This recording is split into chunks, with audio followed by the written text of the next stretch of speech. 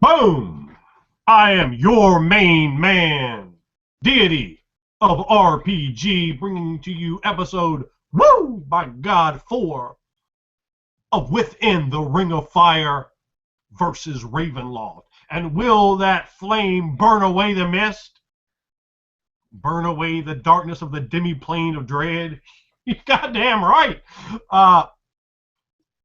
This is our fourth episode due to some technical issues with Google Plus. You have to see the first episode on Lou's channel. When you're there, make sure you subscribe to him. That is definitely something that you're going to want to do there. Watch the whole series. It should be finished tonight. I don't know. I don't rush players. I let them take their time. Night of the Walking Dead, the classic AD&D 2nd edition Ravenloft module. We're using Within the Ring of Fire air system rules that fly by smooth as fuck, and will accelerate your game. And you'll never want to use a D&D rule again. I'll tell you that much right now. When you step into the Ring of Fire, and the characters are straight out of Kavega, which, like any world, really anywhere, period, the Mist of Ravenloft can sweep through. So why I could find them this simply to your D&D experience. And I wanted to show this to all those fence sitters out there that go, oh, play D&D or Pathfinder or whatever it is. Jump aboard the Within the Ring of Fire experience. That's what you want to do, baby. You want to get a hold of your Within the Ring of Fire books. You can go to drivethrurpg.com. Get physical copies or physical and PDF bundles from drivethrurpg.com of the first 5 books that are out for Within the Ring of Fire. You can go ahead and download the character mask as your character sheet there for free, just to have a better look. Sort of, you can look at that and follow along while we're doing this. Statistically, the game is easy. It has a 1-roll engine of 2 8-sided dice.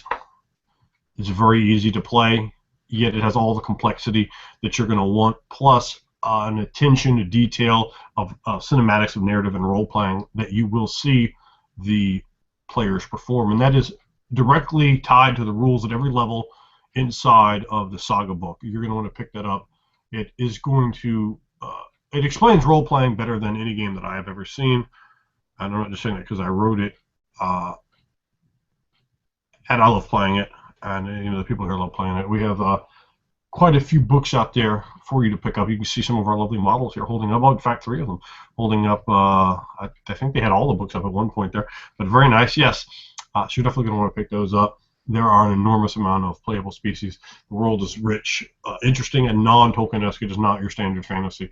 Kavega, and you can see many of the contrast here where they are showing many of the differences to a more normal sort of world. Yes, Ravenloft is far more normal, a greater degree of normalcy than Kavega, and you're really going to bring across some interesting points here where you step in there, and you're going to love it. I can guarantee you. I've yet to meet anyone who's played it and didn't absolutely love it.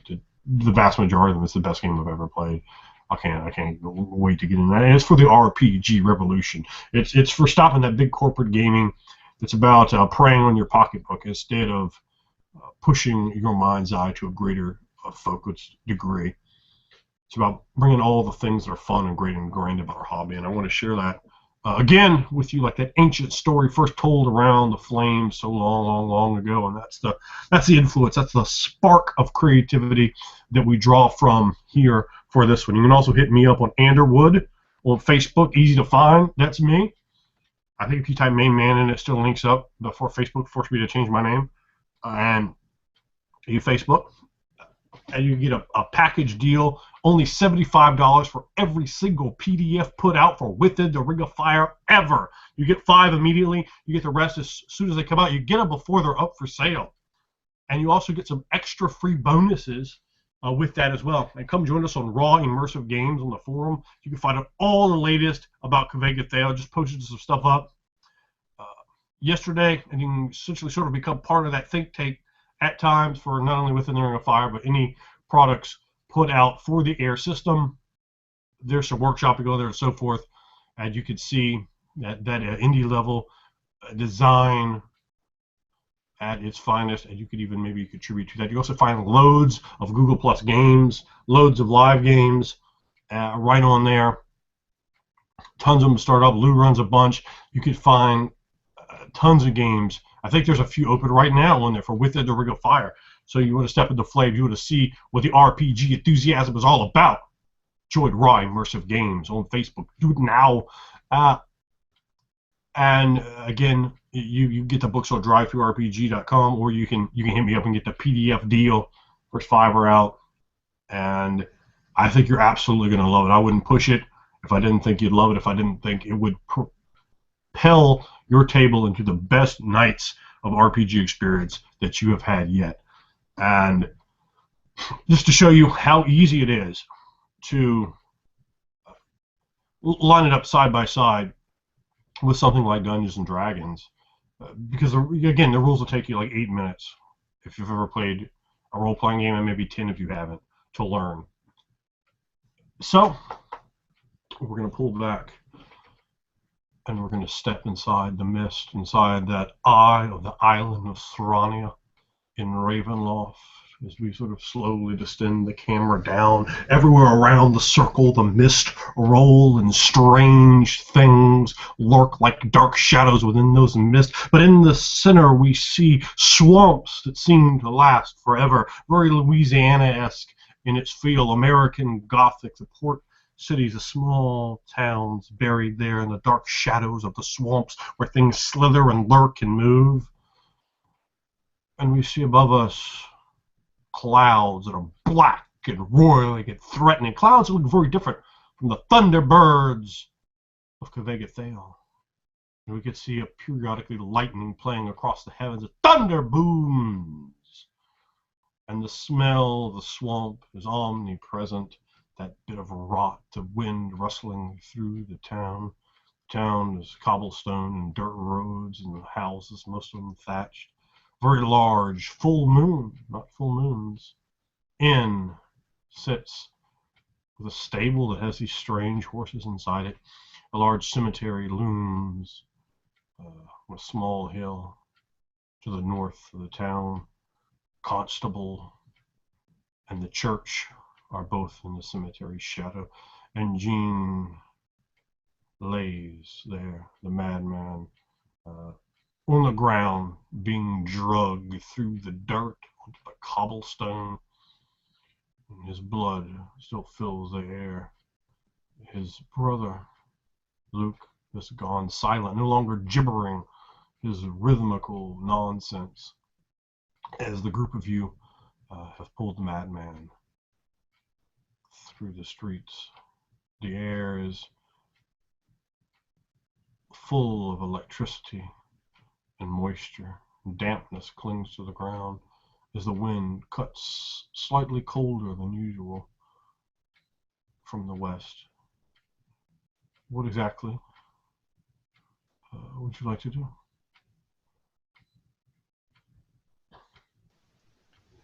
We have to make sure this boy is tended to. This coming out of a man with one eye, half his face horribly scarred, one gray eye looking at Luke. The one gray eye looking at the others. Of course, this is Bon Cento. A leather patch around his face. Nice leather jerkin. Tight, high-collared leather jerkin with wrapped around his left and right, down from his elbows to his wrist, is a red and blue cloth, ceremonial wrappings around both the hands.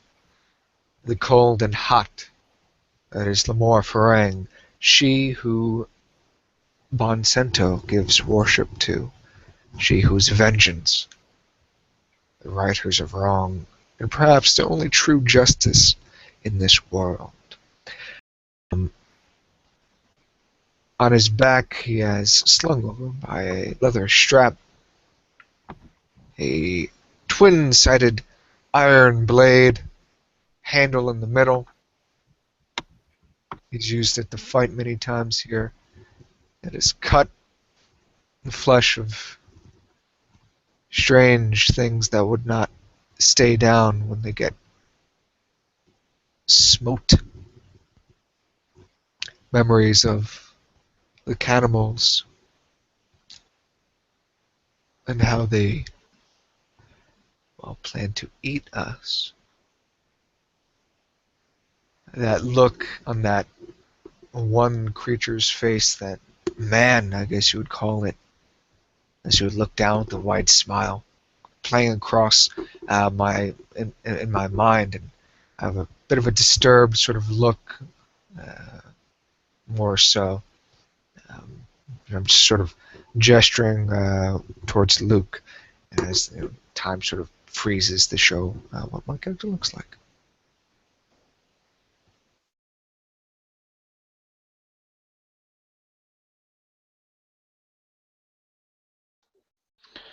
And looking down at the boy and seeing the aftermath of what has been done, we see Articus, a tall man of pale skin, alabaster, with white hair, long, curly, kept in the back. He has one arm hidden, his good arm exposed, his arm hidden behind a cloak, a patchwork of colors of autumn, one might say, of oranges and reds and browns. Same as his pants. His body, his upper shirt, not having any real clothing there, is all exposed of a scar tissue, showing a life of rage and violence, fueled by a tragic past, drowned out by alcohol and fueled by rage. He stares up at that sky, at that single moon that wanes in and out from that stormy clouds, those thunderbirds that don't bother giving any rain, yet tempt it so. He stares, waiting, thinking, when? When will this be over with?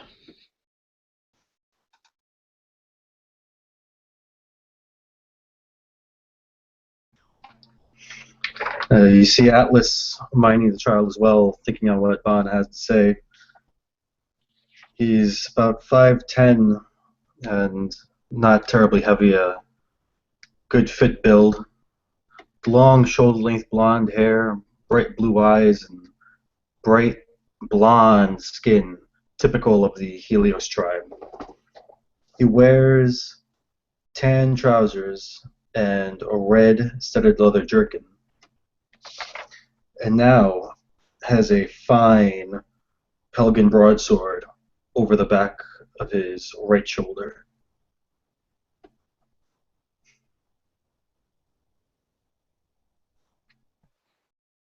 Yeah, and for once in her life doing the hard work, Kuka in the galley is just dragging the last of this madman's body into the constable's home, cleaning her paws off before she goes from bipedal to quadrupedal. Yeah, a Nigali, which is an anthropomorphic saber-toothed cat with long saber fangs and middle gray fur, which is not completely gray, but and she has brown eyes, which looks down at her now, well, stained and pierced armor, filled with her own blood, as she were, well, not close to minutes, but maybe nearly half an hour ago was.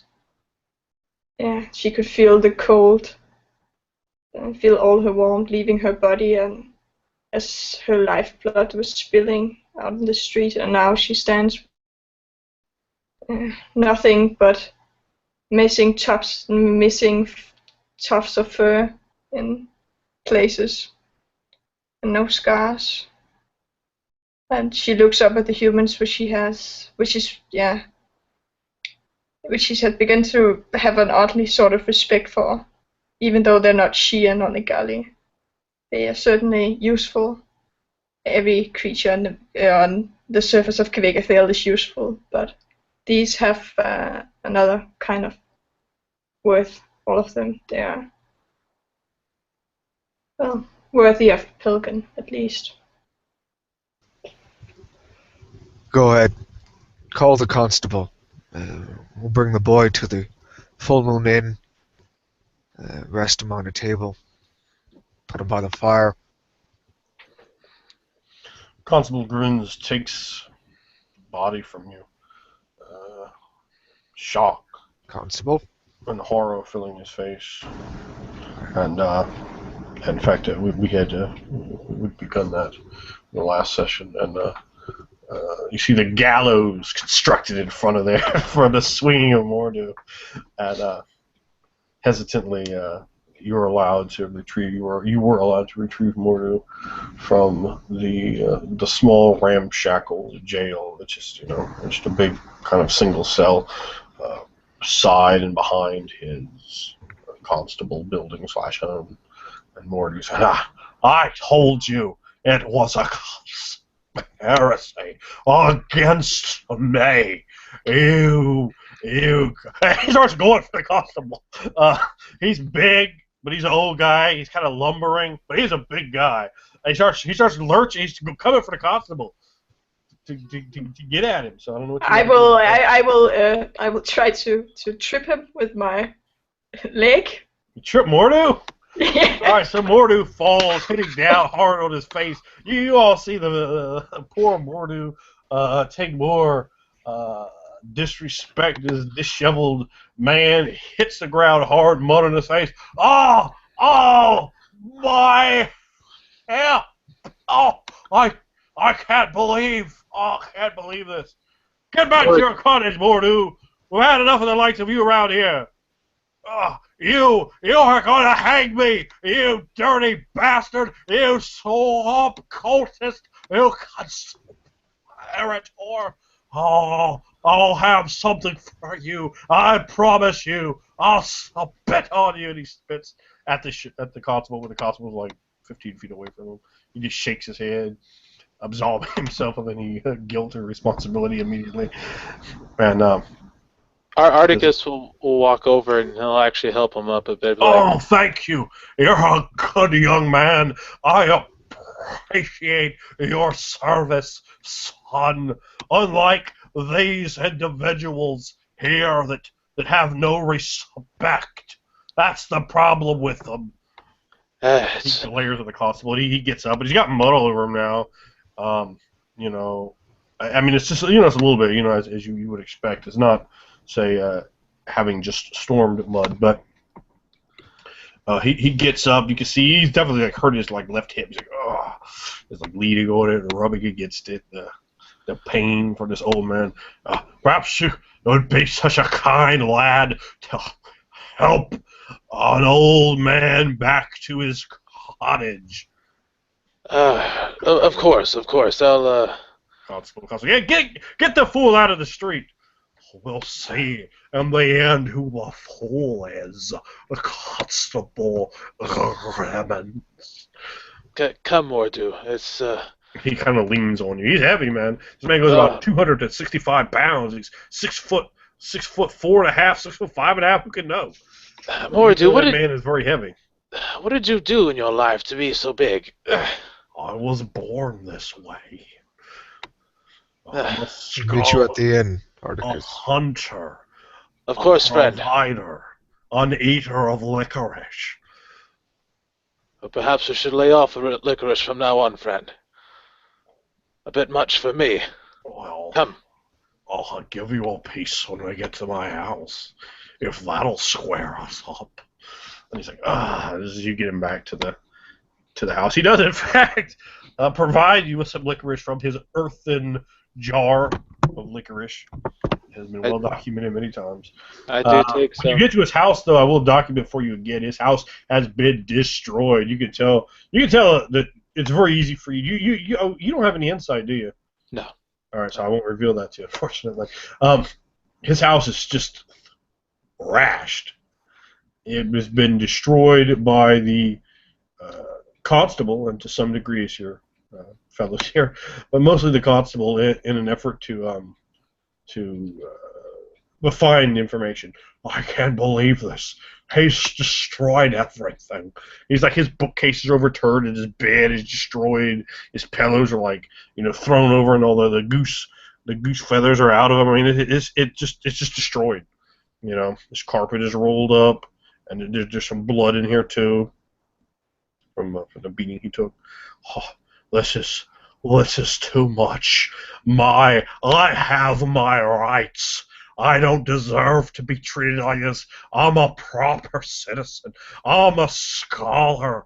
I've done no wrong to anyone. Just because I know the truth, I know what Brucian and Grimmins, and I know the Tarascon family. They're all in league together. They're all involved in this. You've only found one. You haven't found two. And number 3 is over there as well. I say take your swords and do what needs to be done.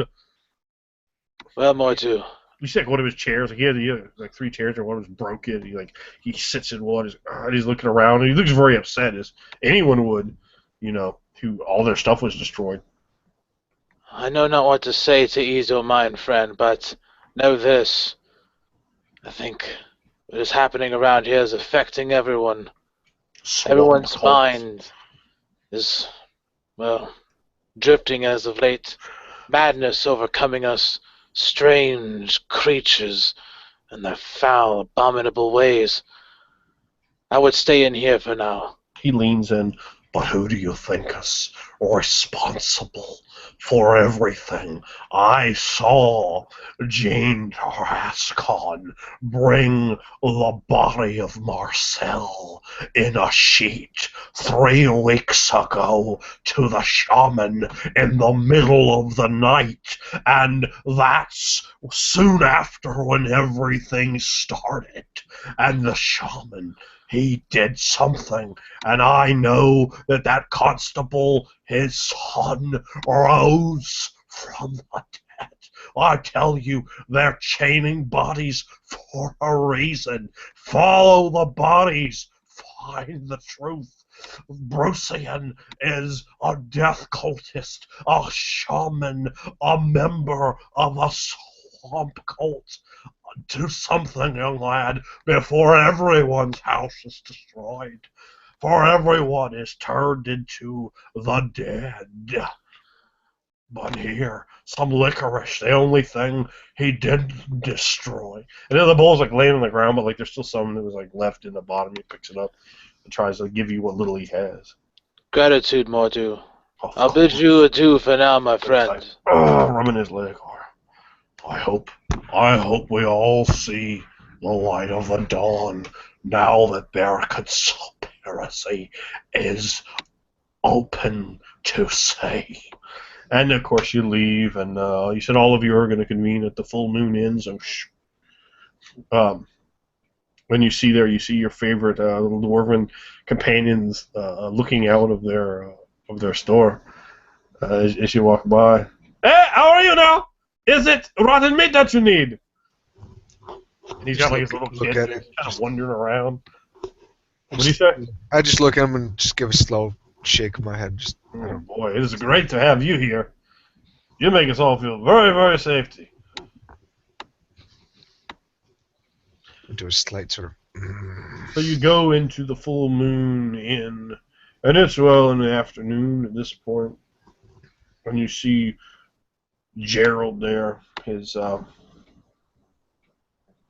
sadness just washed over his countenance, and it sort of kind of stings each of you, remembering what happened to him. And as you sit down, there's a number of random town folk in here. Some of the faces you've seen before, some are really paying any mind. There is a pot of rabbit stew simmering on the lip of the hearth, and the hearth it looks like A new log had just been thrown on the fire with some kindling, and it's burning brightly with orange and red flames licking at the wood, and the smell of that wood fills the room. It smells like perhaps some of the kindling was perhaps cedar. There's a cedar smell coming from the hearth, and there are mugs of all sorts of different grog that the different men here are drinking, and some of them are eating bread made, perhaps baked in the morning. So, Luke follows behind you. He still, at this moment, has been silent since the murder of his brother.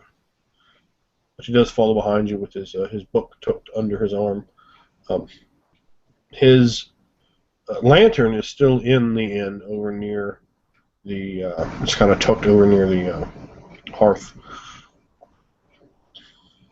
So, what will you do? I take Luke by the hand and I bring him close to the hearth by a table, and I sort of sit him down there.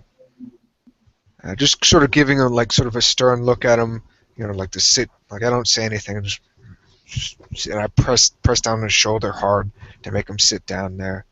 And I check out the flame. I take in the sense. He does. He sits.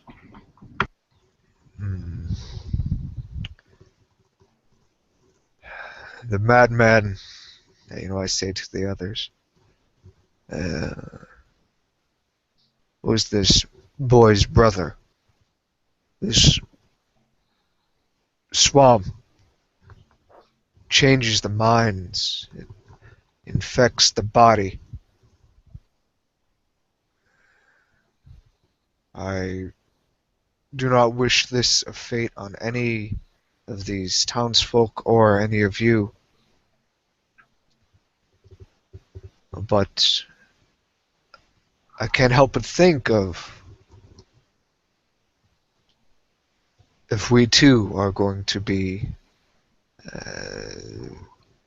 deteriorated, rotted, our minds eroded.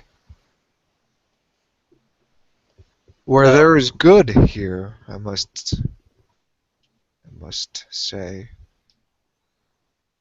Yes, I take out one of the scrolls. This writing here,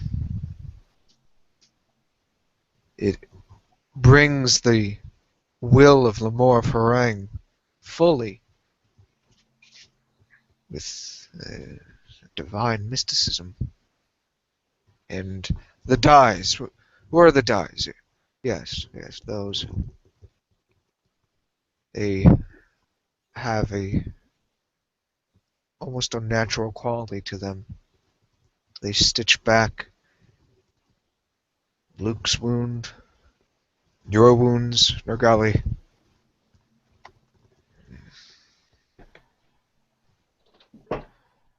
The good and the bad. I take comfort in seeing the irony in this, to know that is Lamor Farang. She is with us now.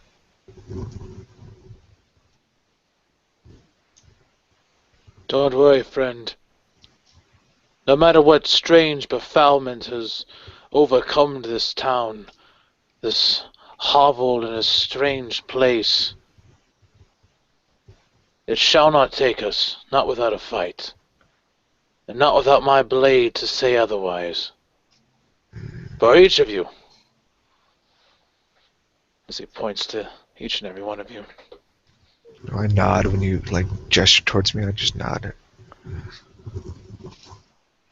Right. Jean is dead now. I feel we might be closer to putting an end to whatever curse is on this town. Maybe he was the very source. No. He was the master of the cannibals. He was killing the females or whatever, any of them, to bring them to them. And Kuga sits by the fire, smelling the warm, spicy look of cedar, nearly purring with the delightful smell. No, the madman and those ghouls, they had a part in what is taken over this town, or what is trying to take over this town. I feel it is much, much bigger than that. I kind of shaking my head. I haven't had a good night's rest since we've been in this town. My mind is a bit slower than I would like. These are the times that test us most. Every night something has happened. A life taken, one of ours threatened. It's a continuous thing. But we've survived each time. Some of us, not so much, and he glances over at Gerald and puts his vision back towards the fire and hearth, the reflections of the flames burning in his eyes. And as he stares at him, he looks back at each and every one of you all and says, "It's important that we keep our spirits bright, as bright as this flame here. Make sure that we keep ourselves Got it. going as much.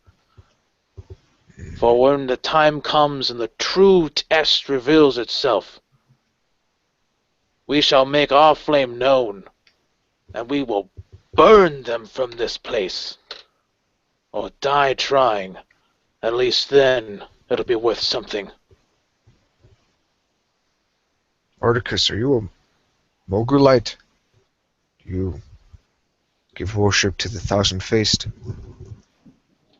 No, How about she, being the flame in the darkness she smells, burning all what is wrong away? reaching into his to one of his pouches, he kind of plays with something, and then putting his hand back onto his lap, he goes, "I've taken to worshipping Mool as of late." Just give like a disappointed grunt, like. But I'll tell you this. I did not try to put my faith in the gods as much. For there was a fated day, a time long past, that I would have always have paid faith to them. But now I find myself lost and wondering. Mool, for now, captures some of my beliefs as they drift like the leaves in a dead day. No. But now I put my faith in my skills and the company I hold with me. And if there are all gods out there that would look favorably upon me, then I would ask that they do so. Let me aid you in this, Articus. And you as well, Kuka. I see this flame is bright, but perhaps it is just bright enough. And then I look towards Atlas, and if you wish, you may join me in a calling. I wish to give tribute to the flame for what it has done for us in our time here. I'll join you. I feel we've had a lot of assistance, especially in the past day or so. I sit by. I sit not close to Kuka. Like if Kuka's on the right hand side of the hearth, I'd go on the left hand side. And you'll see me take out on my patches. Some of the leather pouches are on my belt. I'll throw in some. Looks to be like dust or sand with some ash. I'll throw in some of that. The ash that I've kept very close to me for the most recent cycles. The ash of the burnt buildings of my old home. The ash of my dead wives, my children. In each pouch You see as I slowly sort of unravel it, I look at it, and then I take a little pinch and throw it into the flame. And each time, I'm almost muttering a prayer, and it's like this slow, very low key, almost whispering to the fire itself. Like I'll take out some, and then say something. For this is yours. May this feed you well. Enjoy the smell that this brings you. I keep tossing a little bit in there. And then I'll look around and you'll see me start going. And I mean, if there's some nearby food, I'll approach and I'll drop some coin, like a coin or two down. I'll just take some of the soup and I'll smell it a bit, and then I'll just pour a little bit of it in the water. Pour a little bit of the soup, just tip it over a little bit, just a quick little tip down into the flame. Of course, the flame sizzles a bit, dies down a little bit. Very nice, very nice. But each time, I'm taking all these sort of little things, most importantly that are on my person that I've kept for so long. But each time, and this is a sort of a long process that I'm doing, and you could see that, I'm sort of incanting something, some sort of mystical rite that I'm trying to establish to call forth the weakest, the most insignificant of the Great Flame.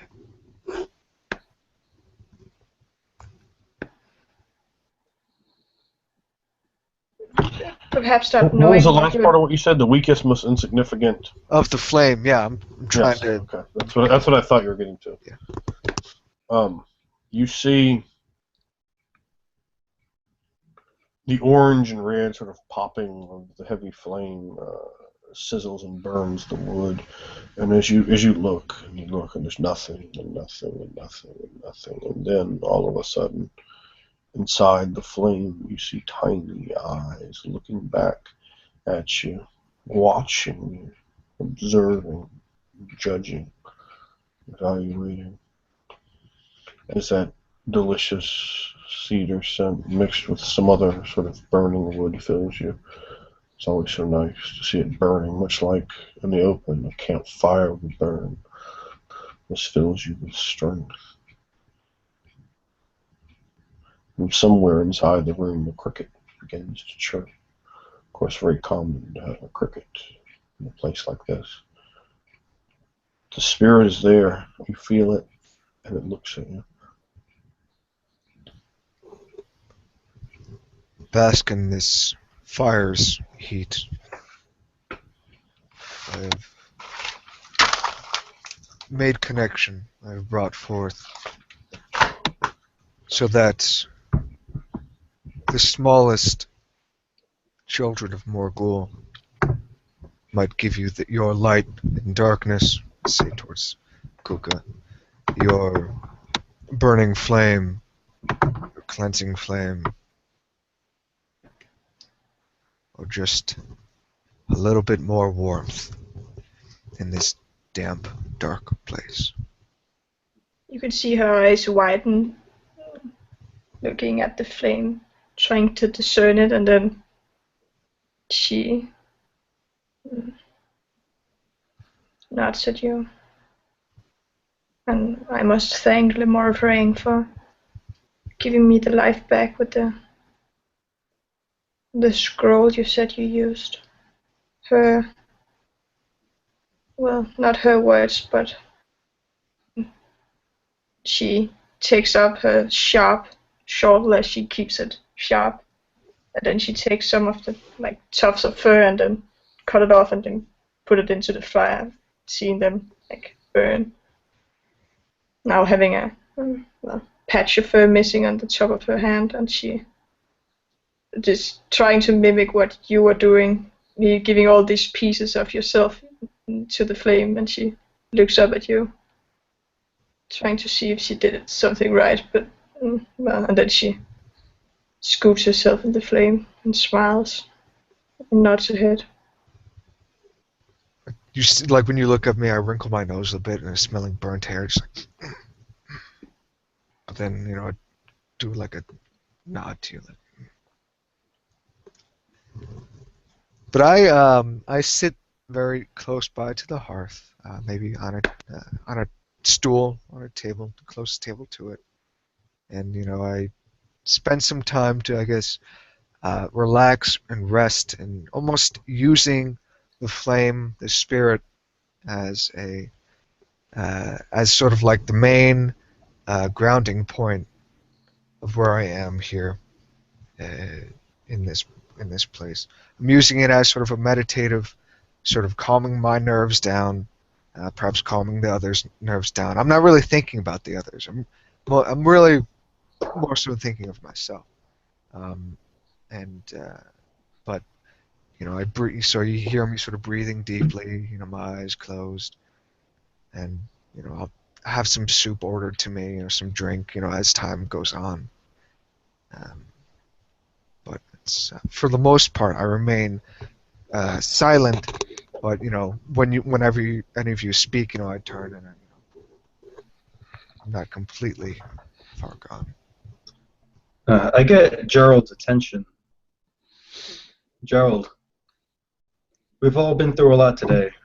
He wanders over to you. A lot of the life you'd earlier seen in his eyes when you first met the man seems to be nearly extinguished. His face is gaunter and he's gray. Looks like he's perhaps not slept long, and the circles under his eyes show that. He just sort of shuffles over to you and looks at you listlessly. Yes, we're all suffering a great deal. You certainly more than us. Do you have any whiskey? Something a bit stronger than the ale, at least. Yes. Would you care for some then? I'll bring you I a cup. think we should have a round, including yourself, to Lillian. He nods his head respectfully. But it's just so like mechanical in its nature. And he comes back later, and he has one with you, and raises the glass. To Lillian, my daughter. My thanks for you, for what you have done here, for all you have done for me and for them. Knocks it back, and for her. Thank you for your presence, persistence, and I have heard that you have found the one responsible for these murders, and it was Jean Jarascon himself, likely. Who knows what he has done to that poor boy? Made him some sort of stupid. He points over at Luke. Who knows what he's seen or broken him, like Jean broke me. But at least you, all of you, brave, strong types, you broke him, paid for what he has done, for the pain he has brought upon me and others. I damn him to hell forever. May he burn like those logs on my hearth. And he did do a terrible, terrible crime against you. I saw Lillian die with my own eyes. But it could at least comfort us to know that Jean did not get to desecrate this one. We got to her before he could take her away wherever he might have taken the other ones went missing. Yes, that does soothe my wife, myself, and Gerald Jr. We're all thankful that she was not profaned, that she did not walk with lifeless life, that she can rest.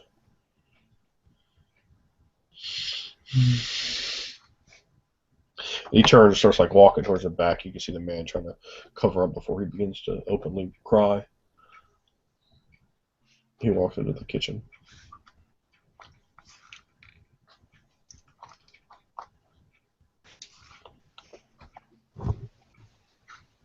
The madman spoke of a master. We must go to the manor once we all have had some needed rest. I have a statistical question for everyone. Where are your health gauges right now? Just above the quick. Are all of you... I'm good. You're good? Oh, yeah. Yeah, I'm really good. All right. I mean, you're completely healed. Yeah, after that I got Yeah, we hit her with the spell. screwed. Blessing of the Morphering. Yes, that's true. You did. Yes. All right. So, Lou, you're in bad shape, but Atlas, are you fine? Yeah, I'm full. Okay. Just for my own curiosity. All right. Very good. Please Should continue. we sleep in beds tonight or here? I think I will stay here tonight by the hearth. Let the fires warm me. I'll join you. Thank you. Keep an eye on the boy. Of course. I just think that he probably needs sleeping in a bed rather than on a floor. He's highborn. He's highborn, yes, but I'd prefer to keep him safe than comfortable. His brother's dead, but we don't know what else lurks in this town. Yes.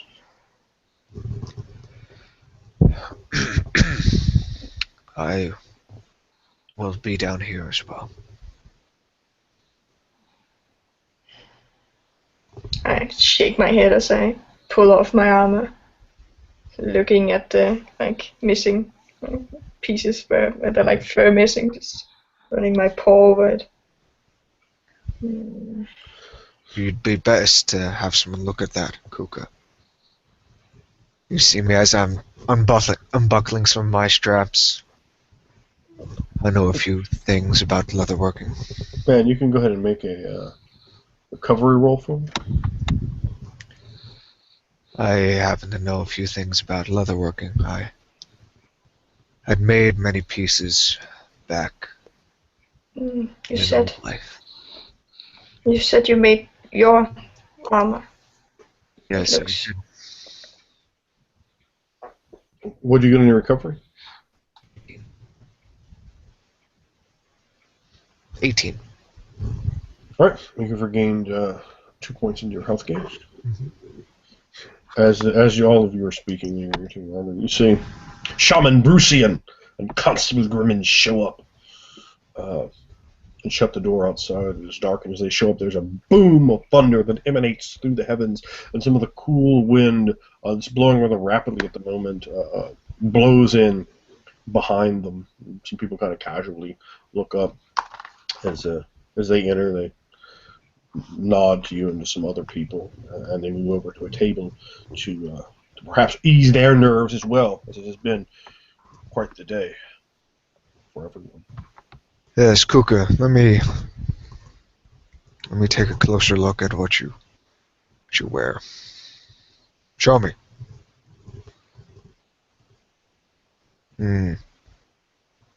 She hands it to you.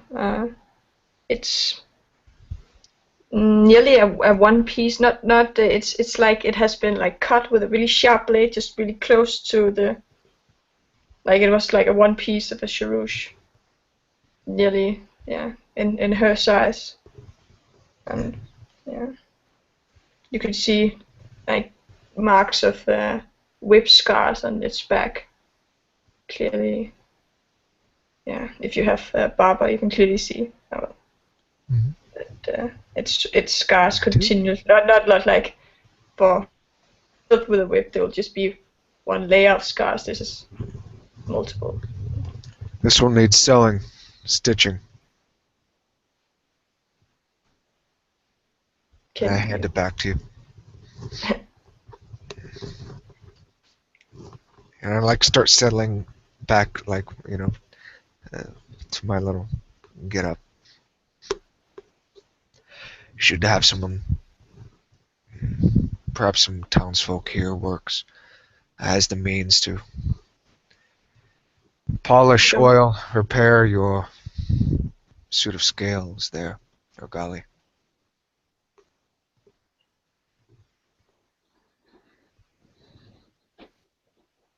It's a nice set of scales, though. I'll give you that. yeah, Leo was always my favorite. It's over it.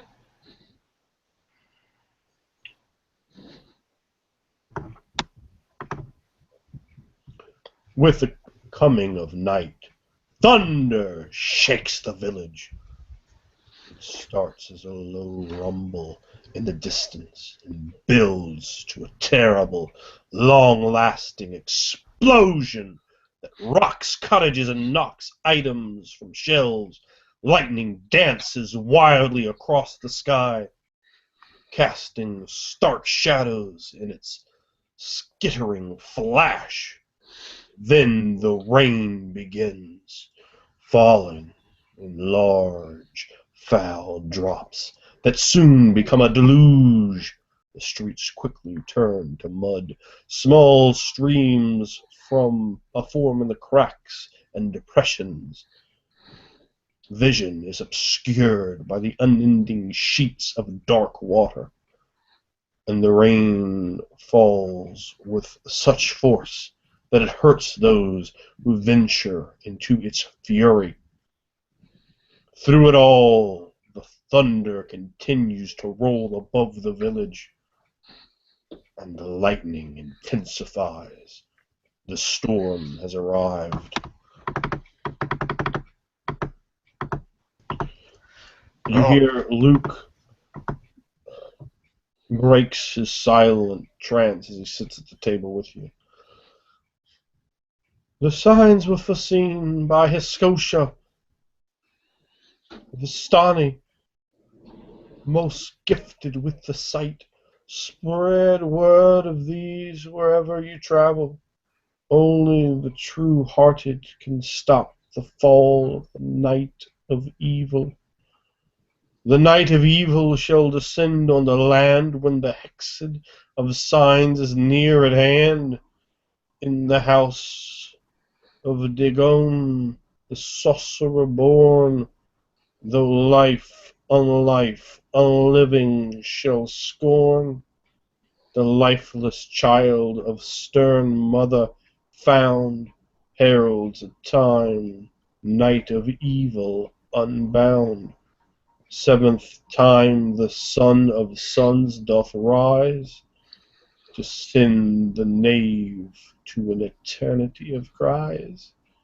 In Argia will make his fortunes reverse, dooming all to live with the dreaded curse.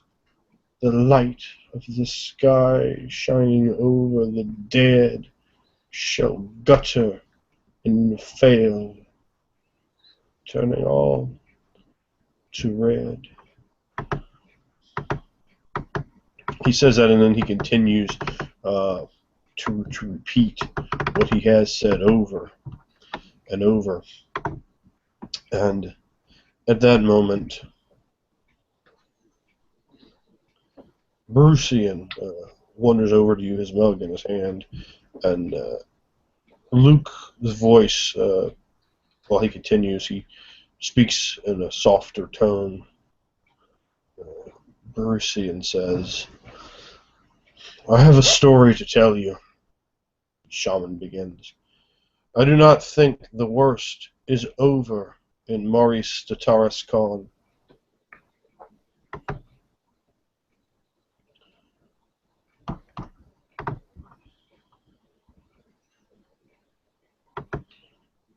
I retrieved a scroll from my small collection and attempted to raise poor Marcel when his brother Jean brought him to me, his body a miserable wreck.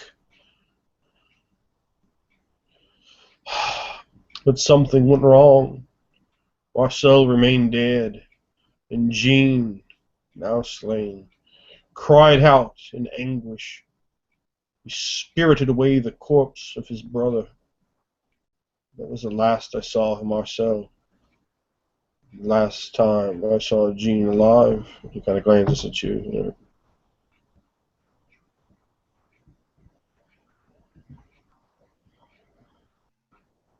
Are you saying that you're responsible for what's happening here?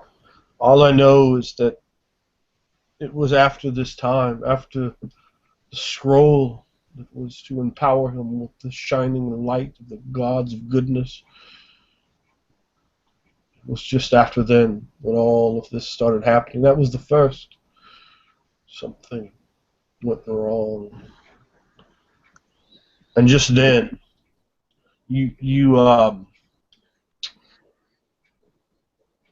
Atlas, you happen to see one of the villagers as he's like eating, like his face all of a sudden turns a strange shade of greenish gray, and an odd smell forms inside this place, or wafts in from outside, and then his head, bam, hits the table hard, and everyone turns and looks over to this man. Perhaps someone who made a living off frog gigging and catfish fisting out in the swamps, gator hunting. I stand up and I sort of look at that and Careful, Bond. It looks like he might be becoming one of them. His skin, look at the color. I begin putting on my armor frantically, like looking at after what yeah, I kind of grumble as I start going back and start going towards my armor as well. I also scan the room to see if anybody else looks like they might be looking funny. Don't pull your blade on just anyone. Not yet. Perhaps too much to drink. Yes. No, Perhaps. that has to be it. We're letting the mood of this place get to us. Yes. But that smell, it's... How close do you come to him, to this man, Bon? Like I stood up and I like took a step forward and just get a better look, and then once it slowly becomes apparent in my mind, So his face is down. You see his left hand come up and groggily, perhaps drunkenly, grab at the table and starts pushing the table. And like his companions with him, Jane, John, how are you? And you see like something kind of coming out of his mouth, some sort of bile. You're too far deep into your cups, my old friend. We'll try to get you home after the storm. Hopefully. And it turns, and you see his eyes are yellowed over, and ooze is coming from them. Pockmarks already beginning to form on his face, which is grayed and green. And he grabs the other man around the throat. And then he lunges at him, beginning to bite him viciously. Blood pouring from the man's face. His flesh is literally devoured from the forehead and side of his face. Part of one of his eyes is bitten into and explodes, popping eye juice across the room, getting on another man's face, who screams in horror as the eye begins to liquefy, drain down his face as he screams and no, what are you doing? And he bites him, and the giblets of flesh and the yellow fats are on his face, dripping out of his mouth as the lamp-lit room is filled with horror as the other man falls over, and this zombie is now upon him, feasting from his neck. I quickly... Atlas! No, not again! Draw my dagger. Sorry. I draw out my bastard sword and I begin to make my way over there. I draw my shorto, and just stand. I don't get close to it. I just look, and I look to my chest of weapons, and begin walking over there. As I hurriedly approach, I actually put my arm out to you too, kind of indicating, I got this. Anyone who'd like to involve themselves in doing something here, please roll reaction, and you may go in that order.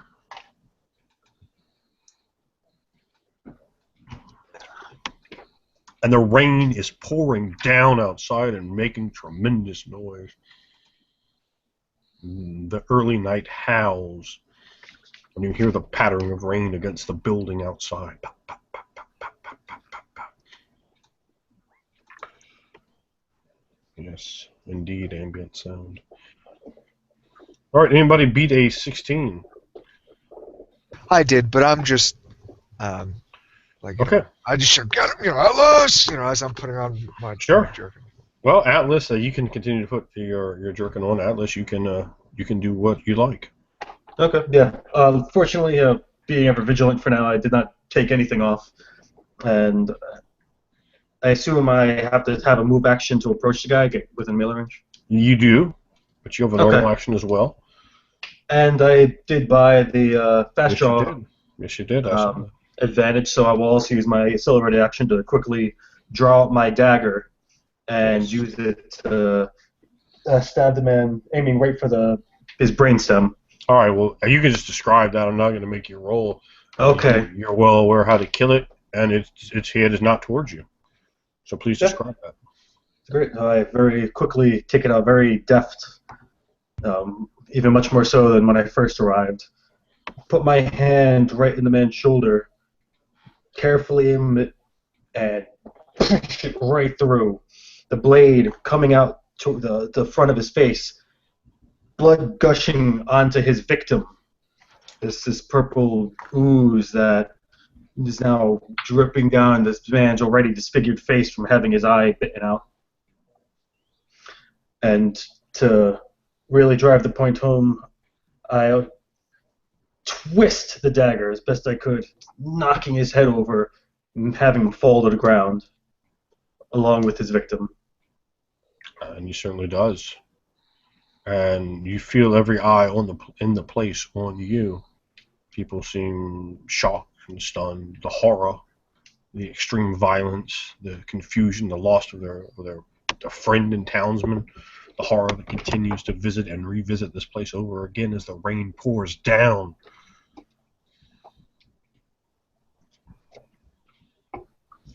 And once I do so, I sit down on the floor and look visibly very, very distressed. But I don't say anything.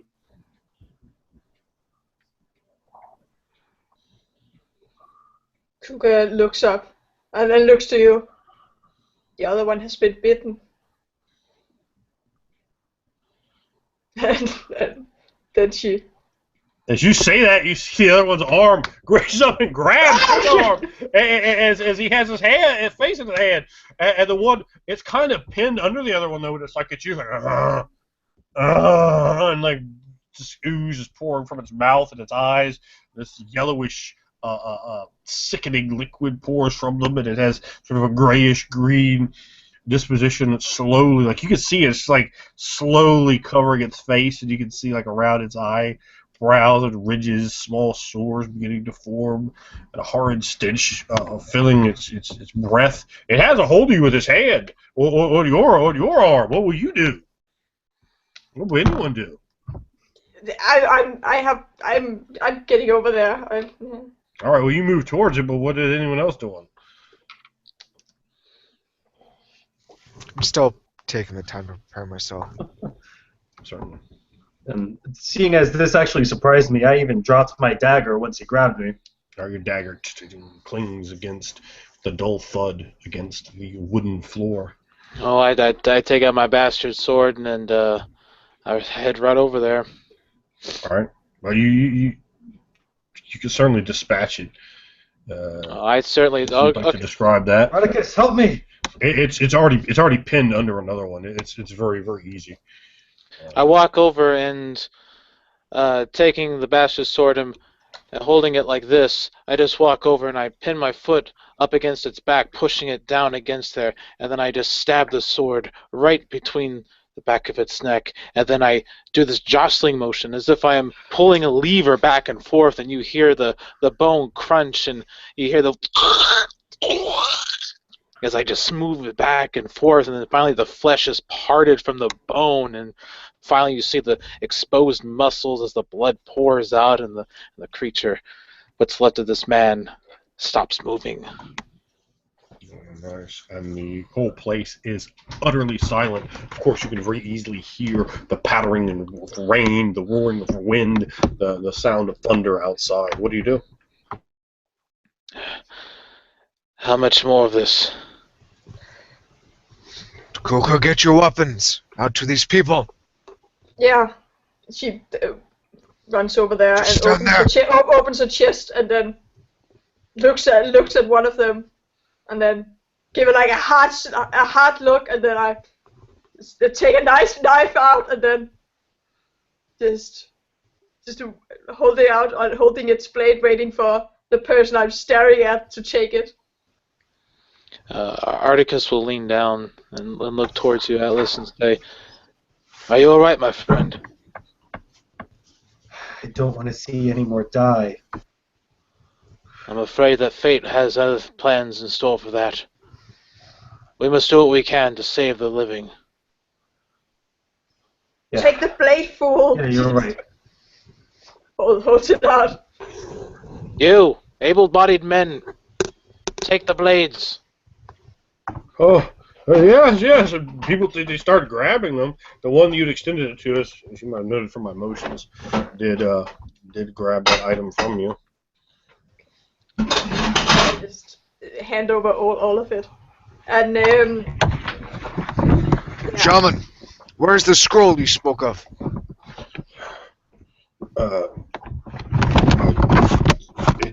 It is burned. It is gone. Like Why don't the you one. burn it? Like the one. No, I did not. It just what happens once the potency of a mystical scroll is unleashed. The parchment burns, allowing the essence to flow. And of course, you remember having seen the same thing with the scrolls he gave you.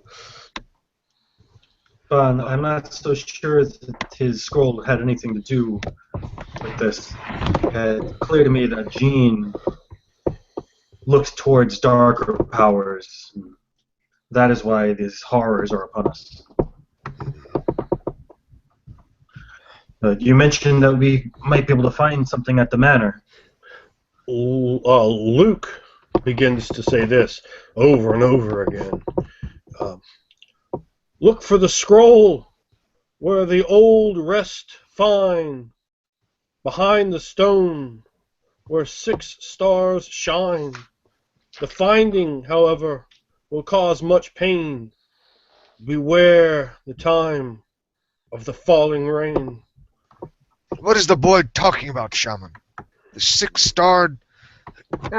he's blabbering again. Don't listen to him. I liked him better silent. I look at him, shaking my head at the boy. Brucian rubs his face. He has quite a bit of a little bit of a beard, you know. He's like rubbing it. I don't know. It's very confusing. The symbol of your tribe, your faith. The door of the inn burst open. A villager, soaked to the bone, despite the cloak he wears, rushes into the common's room. He's out of breath and obviously very frightened. The dead are approaching.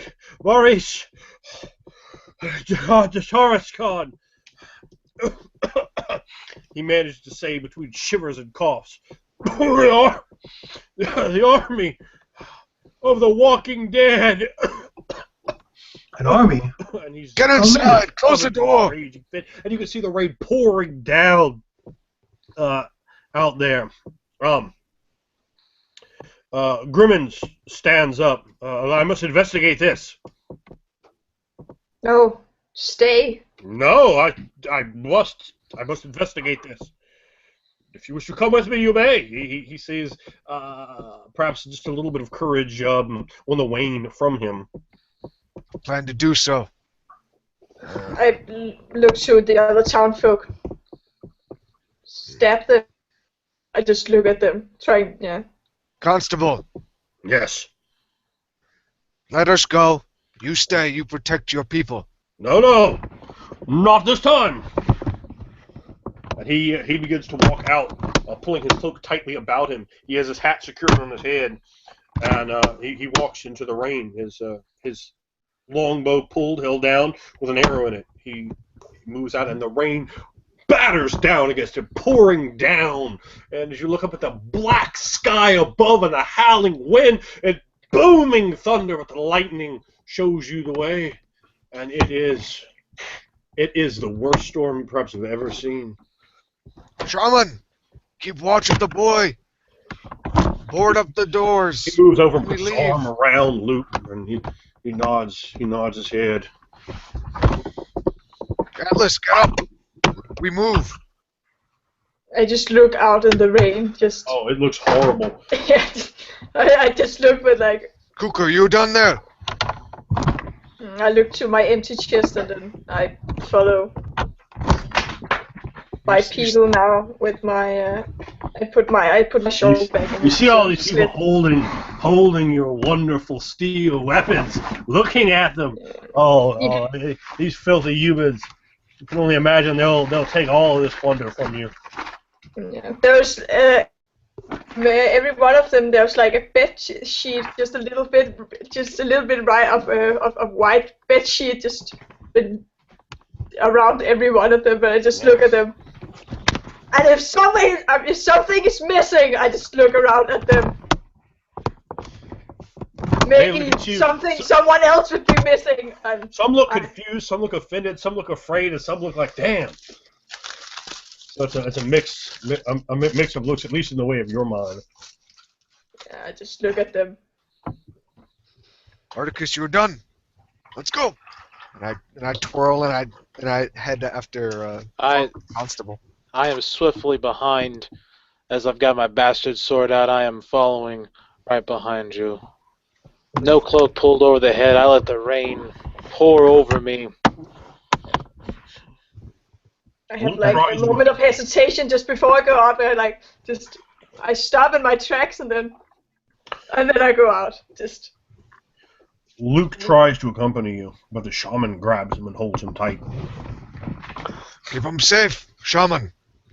Brucian nods his head at you.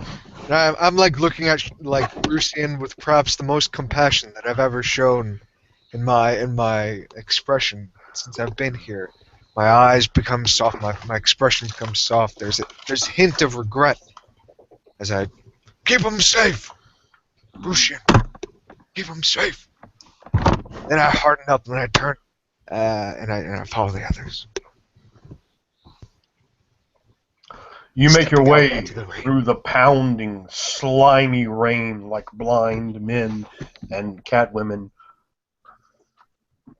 You barely see a foot in front of you, unless lightning flashes, briefly illuminating the area. Even then, the houses and trees are nothing more than the vague shapes obscured by a shimmering curtain of rain. Walking is difficult, for the dirt paths have become muddy and slick.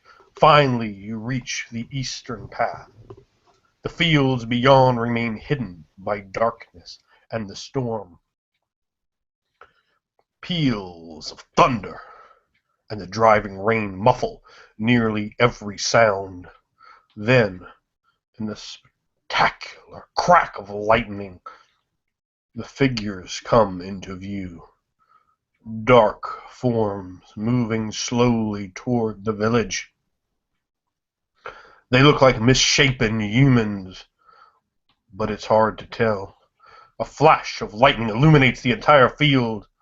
The dark shapes are everywhere. The closest are but 50 feet away, shambling forward. Darkness returns. It seems as if an eternity passes, or maybe just a heartbeat. and then a brilliant flash lights the sky. Now you can see the figures clearly, if only for a second. They are zombies, a literal army of them, and they are marching on Maurice de Tarascon.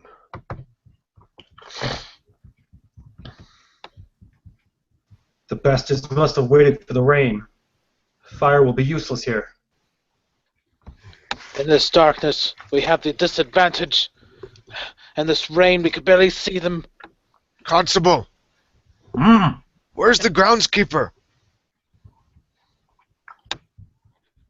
Groundskeeper of your dead. He motions in a direction. It's very hard to see anything over there. His house is there, near the cemetery, near the church.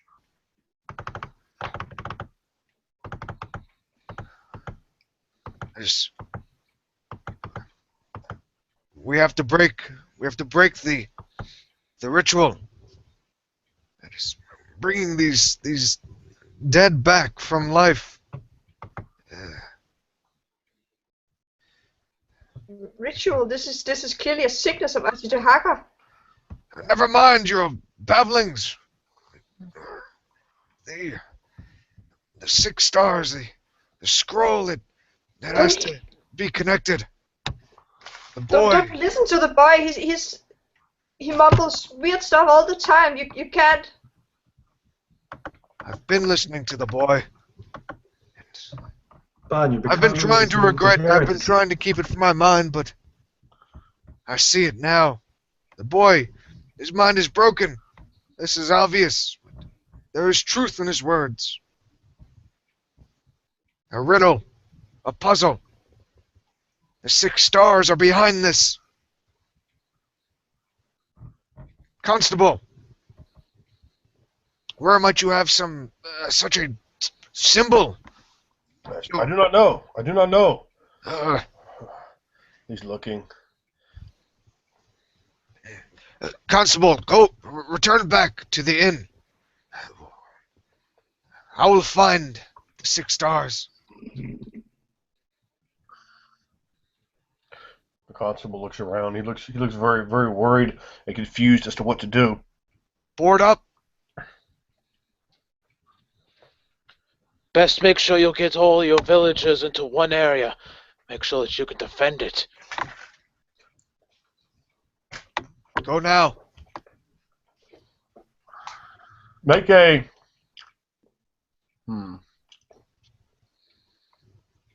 Make a diplomacy. Okay. Presence for me. Ooh.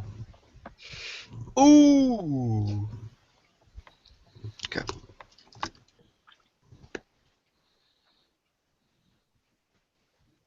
Now I don't have any grades in diplomacy, and I don't have a high presence score, but I did get a 28 on the blessing of exploding aids. Oh. Including your penalty. Yep. No. Very fantastic. Yes, very well. What you say is wise. And just then, as he turns, the lightning flashes, and you see 2 forms moving quickly towards you, coming from the same direction you came from. Look out! There! I gesture. I take out my whip and Darkness fills the sky again. You there! Slow down! Name yourself! The shaman is seen as the lightning flashes again. What you can see, Grimmins has a bow pointed right at him, and you see the shaman is running after Luke, who's running towards you. Hey, What is the boy? back here! And both of them are like just drenched, as all of you were drenched in the sheets of rain. And I go and I run towards the boy, and I got the sword in one hand, and I try to grab him by the other arm. What are you doing? Try to lunge forth at the boy as he's running up towards me. Back to me, Luke! I try to And intercept. the shaman's eyes are wide as he's seeing the staggering, lurching army moving closer. One of them moving directly in your direction. It was only some 50 feet away. And all of your movements or yelling or just random chance as I'm moving now most directly towards you. You hear Luke babble out, "Look for the scroll where the old rest find, behind the stone where the 6 stars shine. The finding, however, will cost much pain. Beware the time of the falling rain." And then you see the shaman look over towards the cemetery as he grabs Luke and sort of wraps his cloak around the boy, holding him tight. He says, "You're coming back to the end with me." And you see Grimmins look back over to the zombies that are moving close towards you. He raises his bow and lets loose a shot from his arrow, which flies just by the zombie's head, and the zombie sort of turns and looks back, moving towards you as the thunder roars. Quickly, take the boy back to the inn. Brucian looks at you, Ban. "Find Marcel's body! Find his body! I am certain that it holds the key to the terror which have befallen us. Marcel!" He looks over towards the cemetery. We will return with his head. And he grabs And I gesture towards the others. Come now! And the 3 of them begin to leave. What do you do?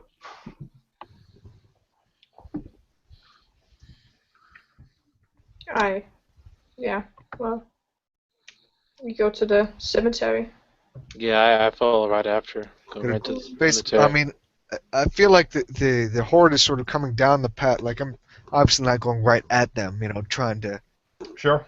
find a way around them. It seems you can move quicker than they can. Yeah. And trying to find a way into the cemetery that way. Very well. Bond, do you think his grave is marked? I should be able to find it. Look for the 6 stars first. Yes. 6 stars. There are no stars. It's nothing but thunderbirds. No. On the stone.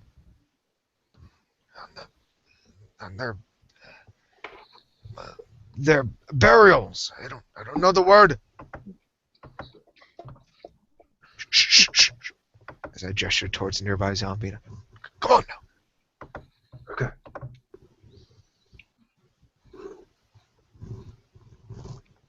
There's so many of them.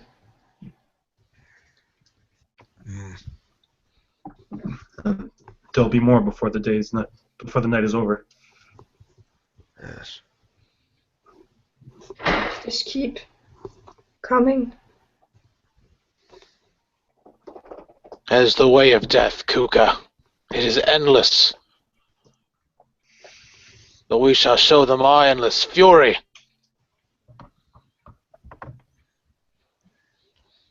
We must find Marcel's body and destroy the head. Perhaps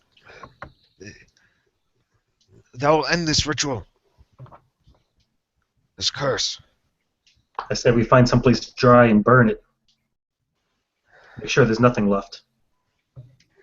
I nodded that, I'm looking at Articus, remembering with the big bite mark in his head, just looking up at him. My eyes not moving from him, just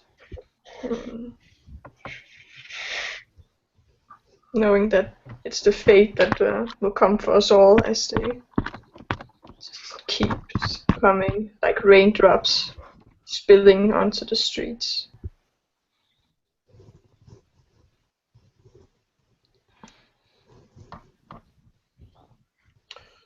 As I don't you know if you want to. move... Yeah, sorry. Oh, I'm sorry. No, go ahead. No, I wasn't going to say anything important.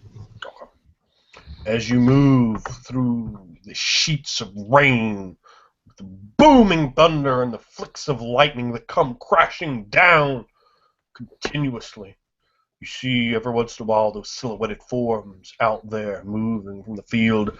It fills you all with utter horror. You know only the smallest bite from any of these things could certainly end your very life, and that hangs heavy on each of your minds, for knowledge can be a powerful thing or a terrible curse, and it looms in the medium ground between such things in the moment as you move. Mud beneath you, water splashing and getting into your boots. You feel it against your toes.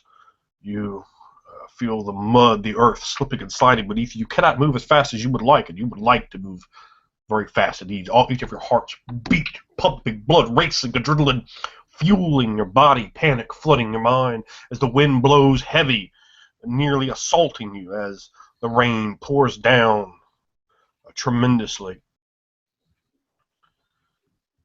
As you move up to the cemetery gates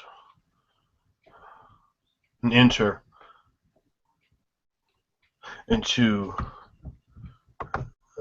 the cemetery, you see a statue on either side of you. Many above ground mausoleums and crypts, and a large walled off old part of the cemetery as well. You see a door to it. It's very large. The cemetery itself is full of resting places, or at least places that were rested in. What do you do? Markings. Look for any markings. Stars. Thinking back, trying to remember those early dawn. Look for stars and markings on the stones here. Quickly. I can barely see anything out here. Yeah, the rain is too thick. It would be great if you can just run your hands over it. You could feel it. And she has like a stone and she's like touching with her paws on it. Trying to feel if there's engraved a star. I look back, see like the slow moving, perhaps some of the zombies slowly moving their way here. I look towards you all. We have to spread out. We'll find it quicker. Yell out if you are assailed, or if you find something. No, if we spread out, that's how we become assailed easily. We must stay together. Fine then. Let's go. Start running off and start, having my hand out, the sword in the other, brushing up against the side of a mausoleum, like sort of as I make towards one, Obviously, I have to get pretty darn close, but I assume that we're forming almost like a train, like snake-like formation as we're running.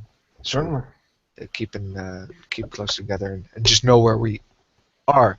I would be up front. Okay. As I'm sort of frantically.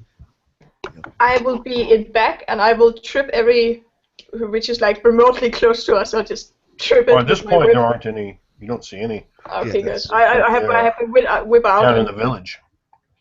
And looking around with my ear, just like trying to listen, trying to see, trying to smell if anything's close. But these three humans.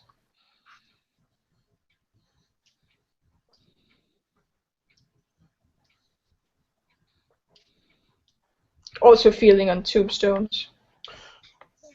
Well, it's not tombstones. It's very. I don't know if any of you have ever been to Louisiana and seen a graveyard there, but that's what they look like. They're above ground crypts and mausoleums. There are no one has technically been buried here. As you begin to move through in the back, you can see the ancient wall of one part of the cemetery, perhaps the oldest part, and as you're moving through the different crypts and mausoleums, you don't see any sort of pattern that matches them. Only the locked door to this currently forbidden area. Look for the largest one. After you've searched for quite a few minutes.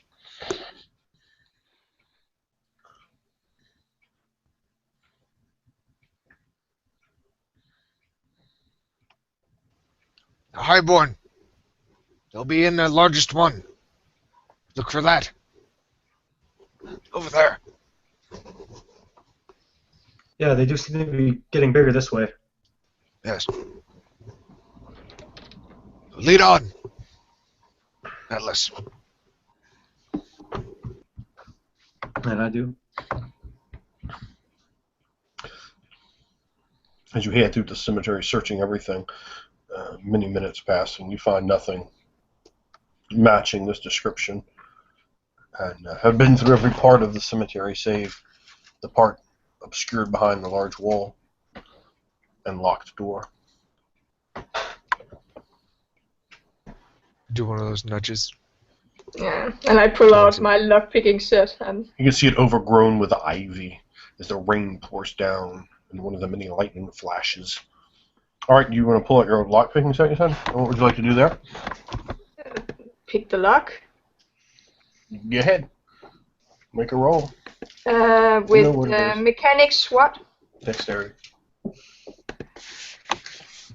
Okay.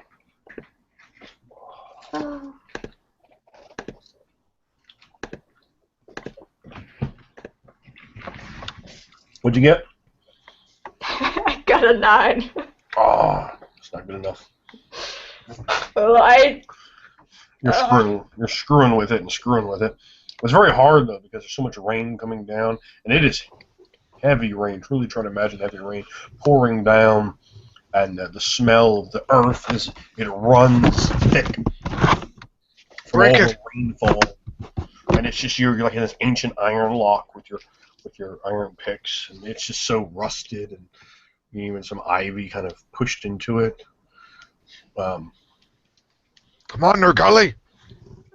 put my lockpicking set away, then take out my hammer and just smashing at the lock until it breaks. If it does break. Let's see.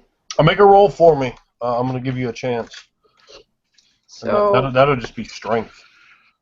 No. So just strength. Well, strength plus your mechanics. Oh. Okay. I mean, you know where and how to hit it. That's a skill. Yeah. 15 suppression. Ah. It takes a while. Like this takes several minutes to do, and it's quite tiring. But eventually, you smash the lock in a way like it's not like a padlock or something. You can't knock it off, but you break it in a way that bashes the door back, and then you're able to take it and pull it forward, and it swings open towards you. You know, by your tremendous force, just because of the fact that you have such a tremendous strength, and you pull it towards you, and it opens, and you can see this ancient, eldritch even collection inside. It looks like the place has been unused in a tremendous amount of time.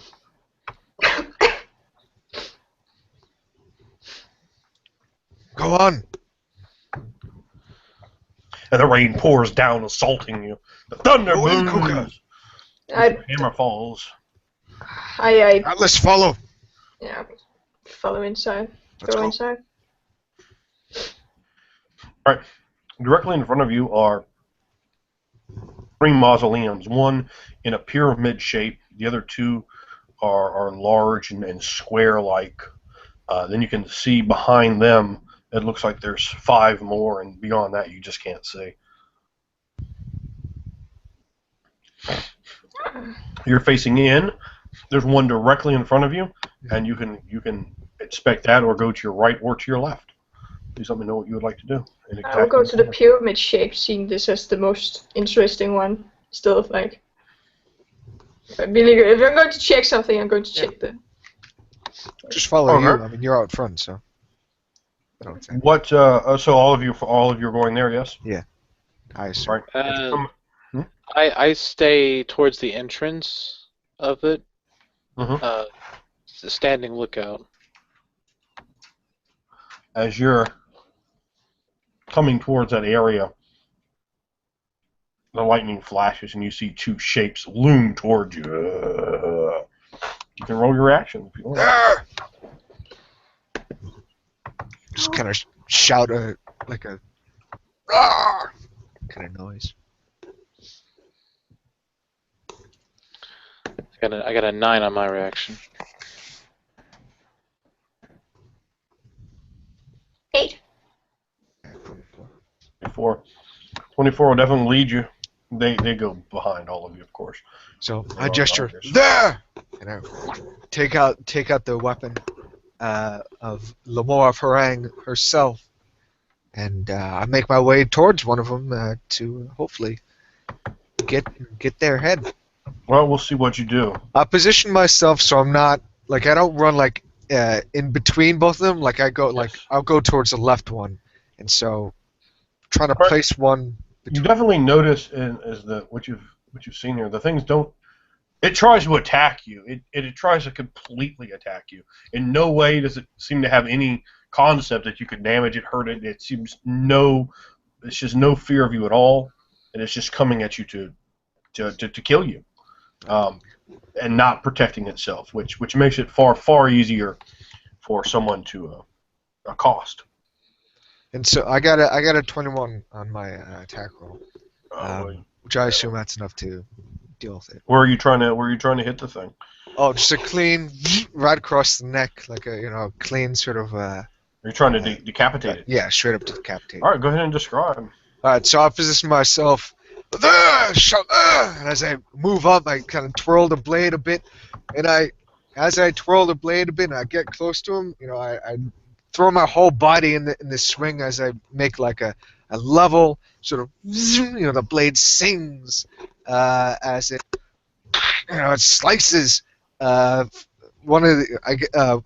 I'll assume it's a man. Let's say one of the man's. It slices across its neck, and then the thing keeps lurching a little bit, and then you see the neck keep falling back, and then the neck just sort of splits open, the head just lazily falls off, and the body, just hits its knees and then hits the dirt and the rain, and then I sort of twirl the blade, flicking some of the blood away as the rain plows down on on all of us, and down on my hair, kind of blinking my one eye a little bit, kind of squinting, trying to see where what the thing, anticipating its attack towards me. But that's my turn.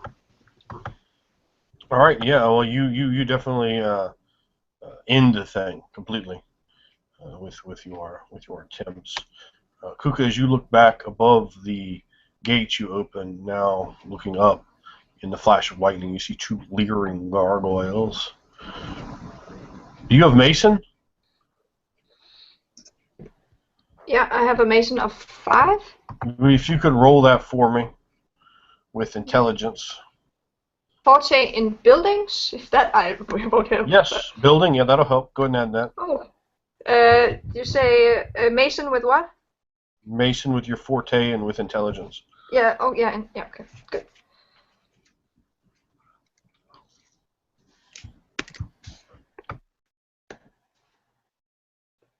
$21.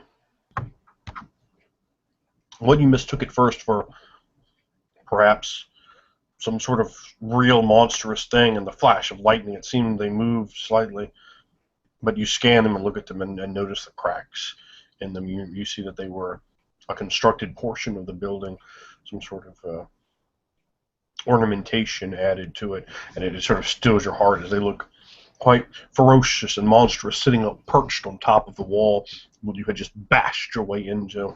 Now your eyes actually looking up, drawn with the sound of thunder and the illumination of lightning. So which one of you was who had the highest after the 24 of Lou? I think that was George, the 15. All right, George, what are you doing? Okay. There were two of those things you said, right? And we just got one of them. As far as you could see. far as I can see. Yeah, and you can't see very far. Remember, it is pitch black. There's sheets of rain pouring down. There's mud. There's muck. Um, it's incredibly paranoid-inducing, fear-compelling place. As much as my skin crawls, I know my friend Bond here does need help. I go to attack the other ghoul or whatever this might be with my broadsword. Have a roll, please. Boy, oh boy, oh my goodness. 20.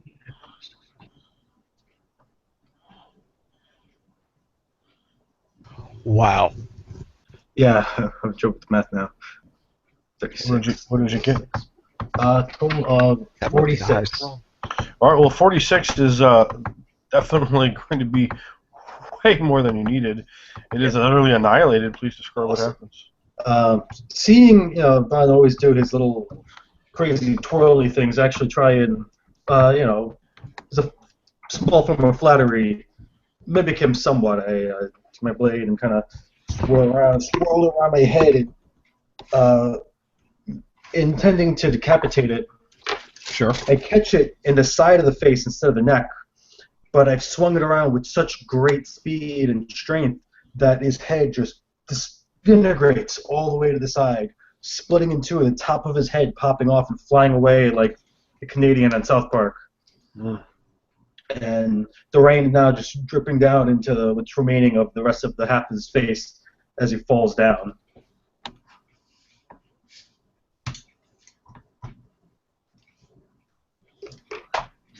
The sounds of the beast are put still. You see no more looming shapes leering from the darkness, no more shamblers in the time of lightning.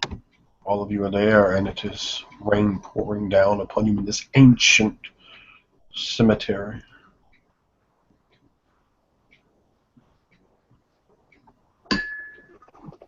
There are buildings still further in front of you.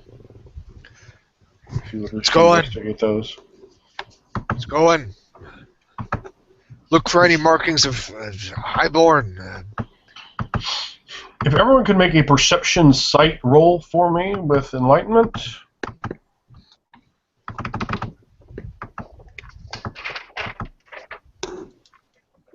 You are, of course, going to have a penalty because of the adverse conditions, thus making the roll more difficult. A one good eye. Yeah, I got a 6 as well. 6 is definitely not going to do it. I rolled a 14. 14. And Phil? I got a 9. Okay. Well, as all of you are advancing forward, there's another row of 5 of these mausoleums, and then behind them there are 4, and it looks like there's something, or excuse me, behind them there are 3, and then there's something that looks like there's something else beyond that, but it's just too far for you to see now. As you approach, you see one atlas that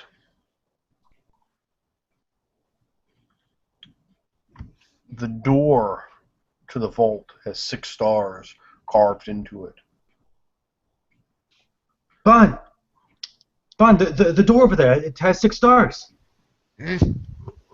Oh, open it! And I gesture towards Articus to come in more. I quickly rush over there and try to open it. I walk back inside, and I still keep my sword pointed towards the doorway. However, as I scoot my way on back. Break it open quickly! When you come over to it, you find that it opens quite easily, and it seems to perhaps have been opened maybe not that long ago. There's nothing inside that you say.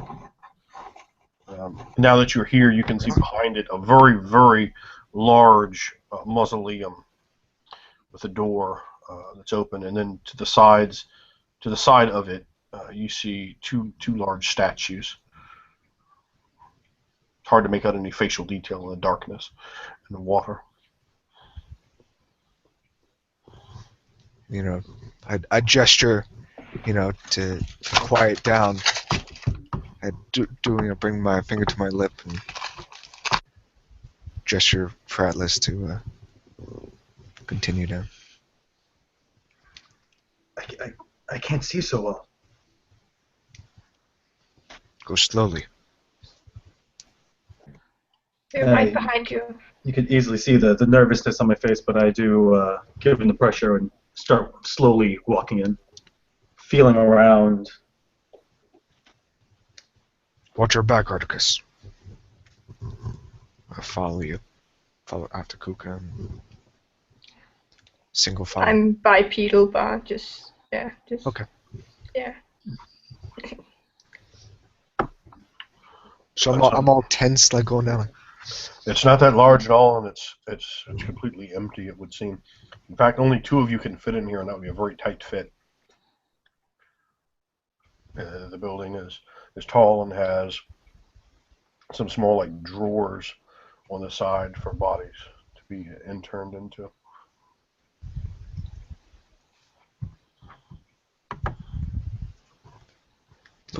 Look for a scroll. Body. Sort of shelves with bodies. 4 bodies. I don't know if there was any bodies there. I just feel over it. The mausoleum itself is about 25 feet long and about 10 feet wide.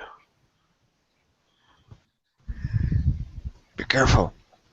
Check the bodies. Prepare your blades. Remove their heads. As you investigate, there's no bodies in here at all.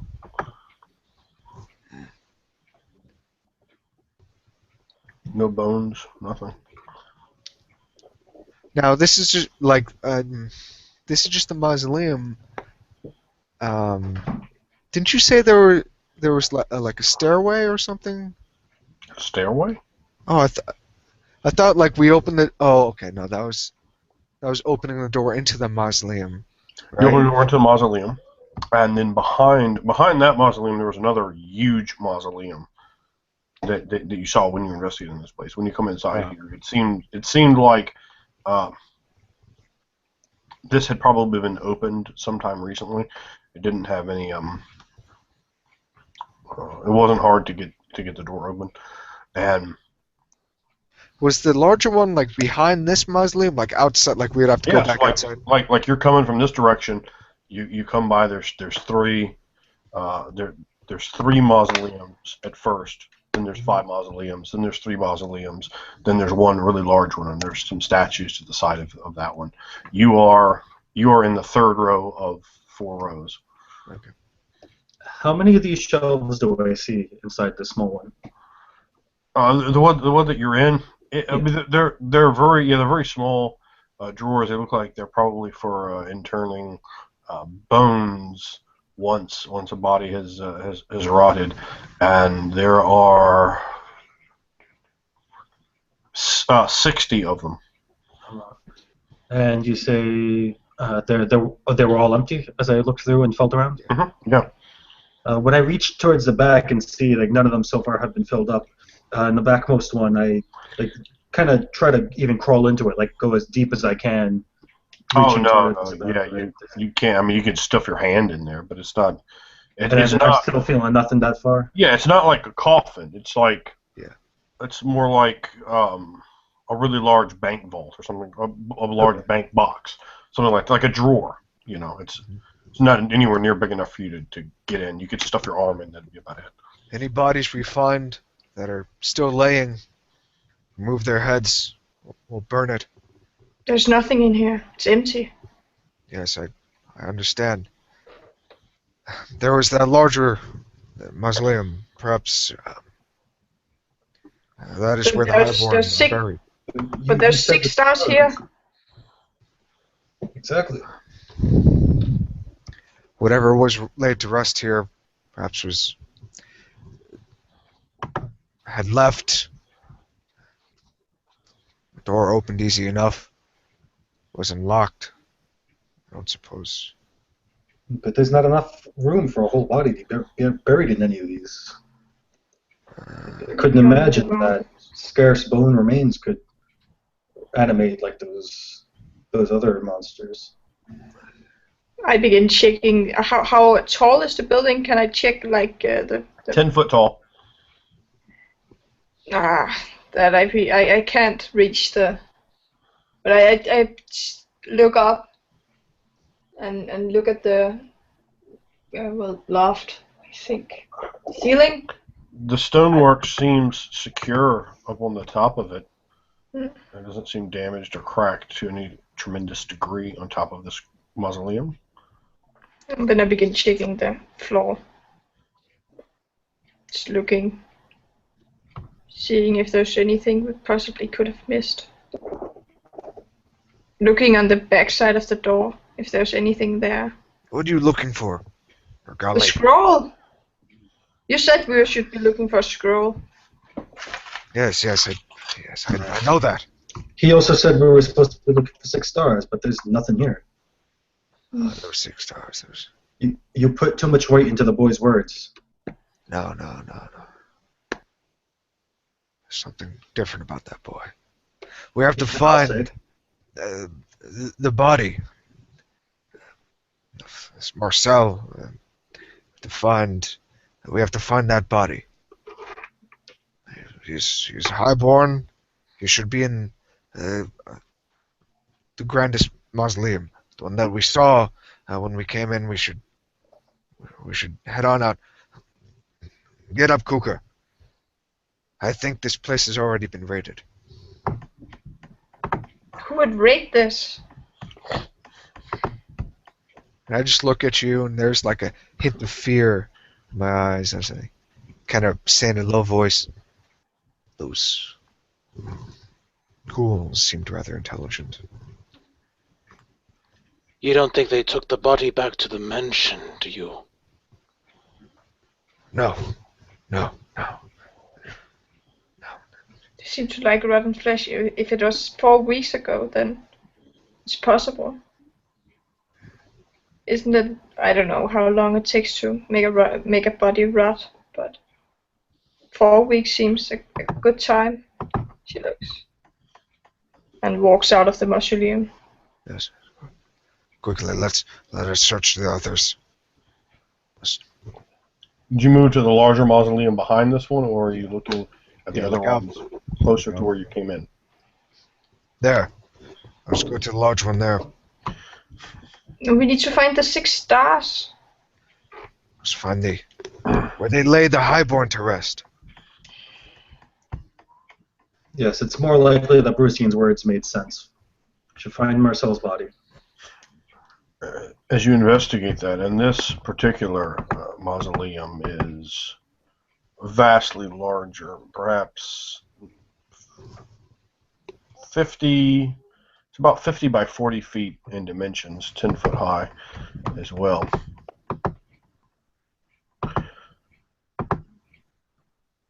Stained glass windows are located high upon the wall at the front of this tomb, spilling a sickly yellow light onto the cracked stone steps below.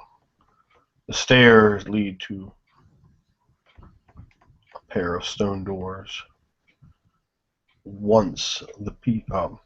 And when you look down at the stairs, and you look at the, you see the name Tarascon on the crypt.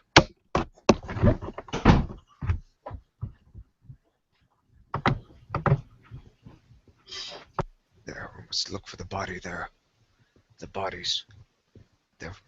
All their family must be cleansed, if they are the root of this evil. Shall we get the torches ready then? a moment. As I take out my torch. In this darkness, may you give your light once more. May I be your torch bearer, Lamore of Hooray. May I ask again for your light, your flame, to show us the path. As I cut my hand over, I slowly pull it back, tendrils of flame kind of falling down from my fingertips, weaving into itself, sort of as if I was spinning cotton candy. The flame getting on that torch gets brighter and brighter as I pull my hands away. The flames crackling and popping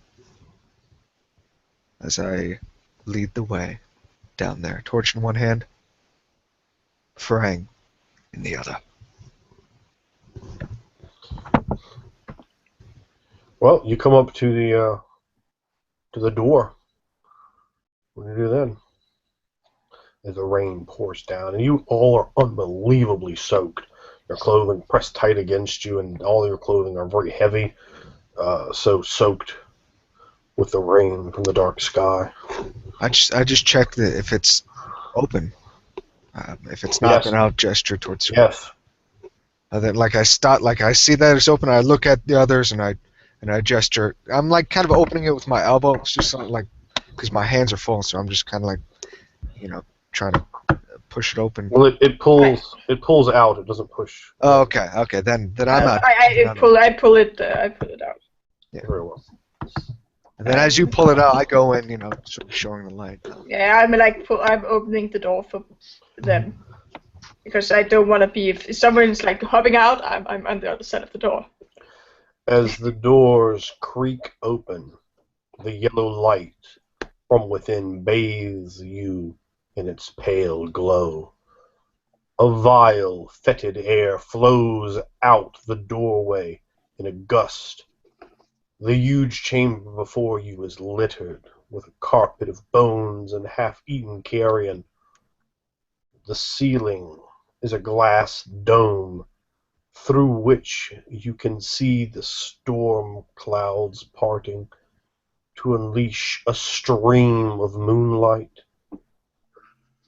A platform of bones lies in the middle of the chamber, flanked by two flaming braziers that are fashioned from stacked skulls. Atop the platform is a finely crafted throne. Seated there is a hideous creature who resembles Jean Tarascon, but with rotting, pale gray skin. Welcome to my domain, intones the figure with a cold, rasping voice. I am Marcel Tarascon, Lord of the Undead. Give me what I seek. Give me the scroll of the 6 signs, or join the rest of Maurice de Tarascon in living death. With that large-shaped shamble out of the dark recesses that line the chamber walls as they step into the light cast by the foul braziers, you see that they are zombies, and they are moving toward you. I need all of you to make a resistance roll, poison, with a difficulty of 12. That is poison and vigor.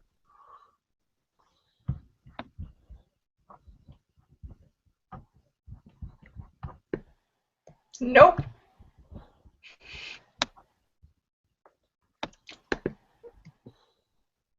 Got a 10. That is not good enough. Nope. Rolling really high. Yeah, you rolled well. We're just adding in vigor. Yep, vigor and conditioning. Ah, okay. Well, conditioning. If you have a forte in poison, would be the time to use it. I got a 15. Okay. And I got a 16. All right. So, all of you beat it except for one of you. Kuka, you smell a horrid stench, and it fills the room, and it fills into you, and it is so close, so oppressive, and all of you smell it as you gag and cover your mouths. It's the most rotten, hideous stench you could ever imagine. Outside, you hear the pounding, the pittering of rain, and above you can see the lightning flash, and the full moon pours. It's a white, soft light down as the black clouds roll, but the stench fills the place. It has a smell of rotted decay besides that, and your strength score will be reduced by 4 for the remainder of the scene. I can't hear you if you're talking. You're muted. Okay, I was just nodding like, okay. And you can feel like your body trembling and shivering and sweat breaking out on your brow. And you feel ill. You feel like you have a very bad flu all of a sudden that quickly comes upon you.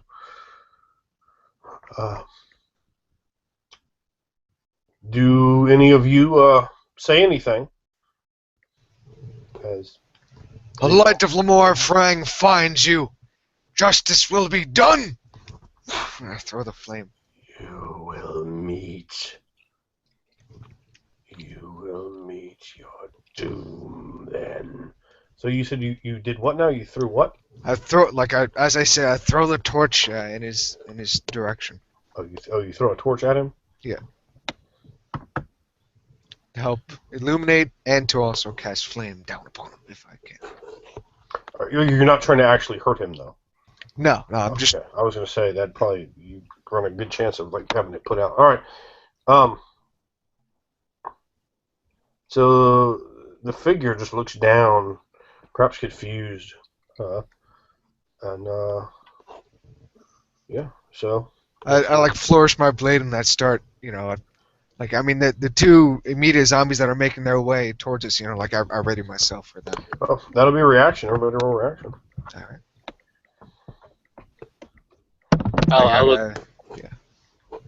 I'll look towards the strange figure with my bastard sword pointed right towards it. I will say you and the rest of your lot put down to the ground where you belong.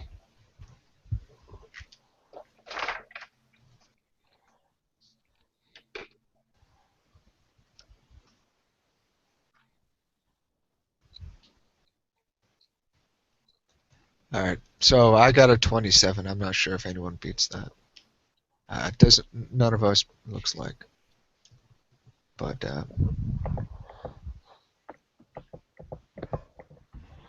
All right. I am going on 20. all right. So the two. I throw the flame. I throw the torch. It goes past the two zombies as they're making their way towards us with some perhaps alarming speed. I ready myself and I go for the left one, flourishing the blade and trying to quickly take care of him, seeing the object of true justice has finally presented itself. And my attack roll is I got a 10 on the first attack. Okay. Well, you rolled what on the zombie? You were attacking the zombie near you. You said, and you rolled what on him? I got a 10 on the first attack roll. That's enough. That's enough there. It's very easy to hit. Alright. And and then on the other attack, if I'm close enough to reach the other one, actually no, I wouldn't be doing that. Again, I'd be positioning myself, not so like I run in the middle of them. There's still a bit of trepidation behind such a bold thing. But I swing to the left. The thing, lurches for me. I just get out of the way, and as it lurches, I use its sort of momentum its own momentum against it. As I bring the blade, it's like cleaves hard into the neck, and then I follow through as I rip the blade out, sort of almost pushing the figure back as it stumbles, and as it stumbles, its head gets, its neck wound opens more and more as it tries to, stumble a few steps before the head finally just half rips off, still connected by some muscles and tendons, as it sort of lazily moves about until finally it slowly sort of collapses. But that'll be my turn.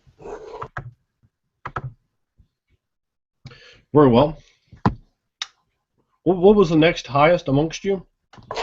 You see the shape of Marcel looking from his platform. He does not move towards you, simply stands there and waits and watches. It was Articus was the observing you. Please proceed. No, I had a reaction of 6. Yeah, it's at. Oh, yeah, in that case, I think I got the next highest. Please proceed. Alright. And you said that Bond dispatched of the first 2 zombies there? No, just one. Yeah. Oh, just the one? Yeah. Alright, I'm gonna take care of that other one for you, buddy. And as I do, as I approach, I address Marcel. You do not belong amongst the living. You are breaking Pelgan's laws. And then I rolled an 18 for my attack on the zombie. Please describe what you do. It is destroyed. Okay. I again trying to do this cool spinny thing Bond does and catch it in its side, cutting it right in half, right through its spine, so that its top half of its body falls off, trying to catch itself, but having no body underneath it to stand up with. And his legs kind of stand there for a couple of seconds longer, tilting over the side as the viscera pours out.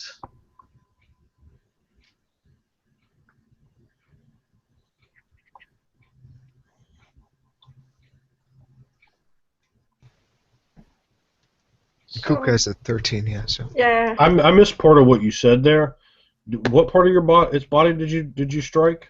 The middle. He's like cut in half right at the hips. Okay. Well, you see as you cut it and this thing slides out, it's not. It keeps coming. It's just unconcerned with what you've done to it. It keeps coming, and it starts like bearing down on you at that moment.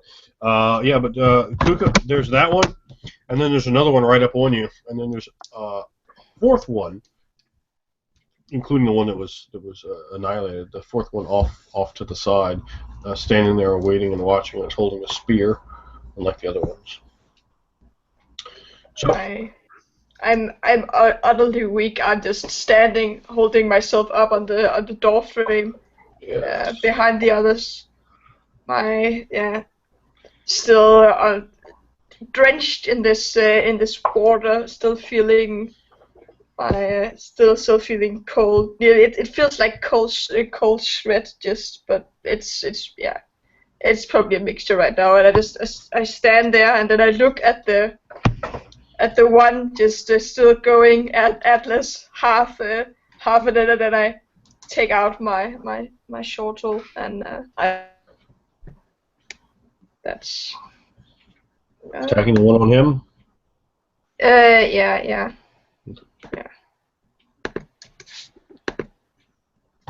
15. Oh yeah, it's way more than you need to hit it. Yeah. It's And like it's kind of like pushing Atlas against the wall with his hands there. Its belly cut completely open. It's dead. The other eye is staring at him.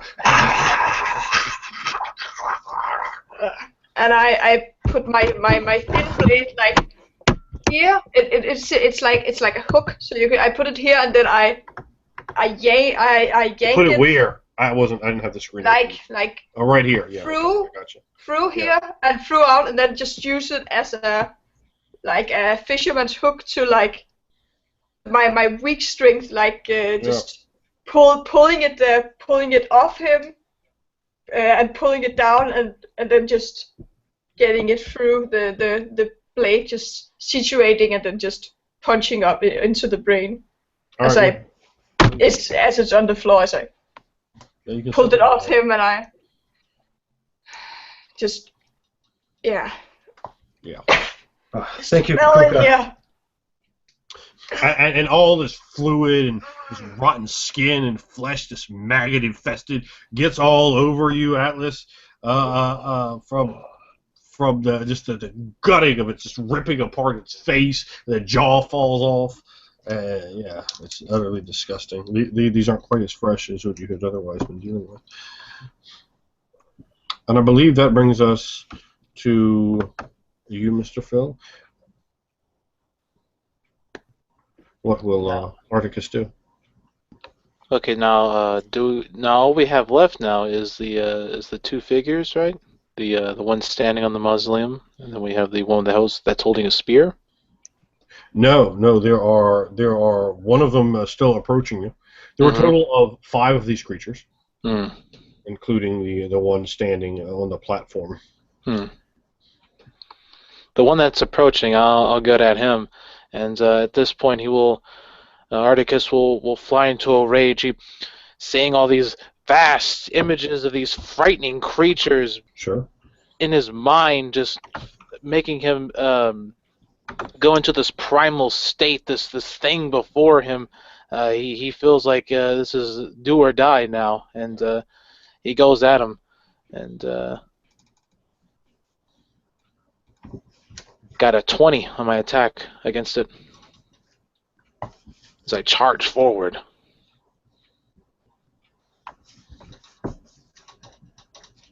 A 20 is definitely going to be enough. What part of its body are you attacking?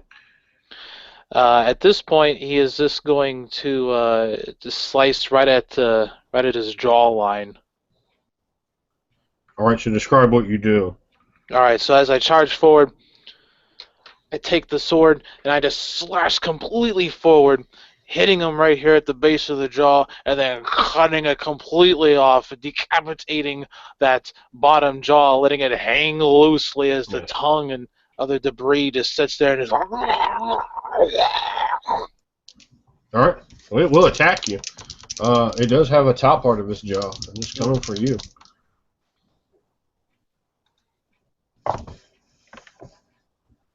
All right, you need to roll better than the 9 he has here. I got an 18 against that. Right. It comes towards you, trying to grab a hold of you. You grab it and kind of push it further back up towards the wall, but it's still there. But now, who has a perception of at least 3 grades? No one. I think. Hold on. Wait.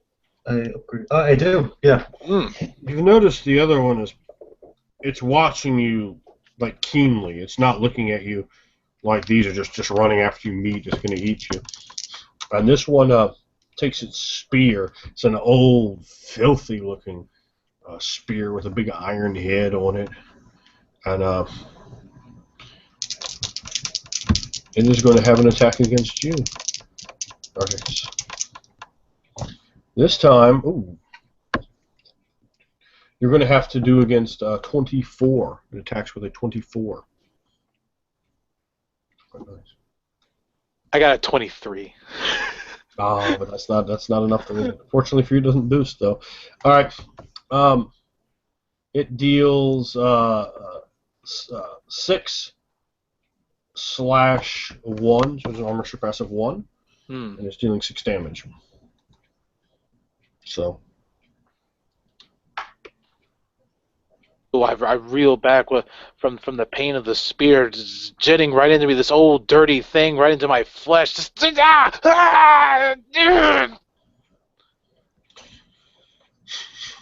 undead form looks a little different, just in the fact that it looks really old. Like the skin is kind of paperishly yellow, and its eyes gleam with a flicking orange fire almost behind them.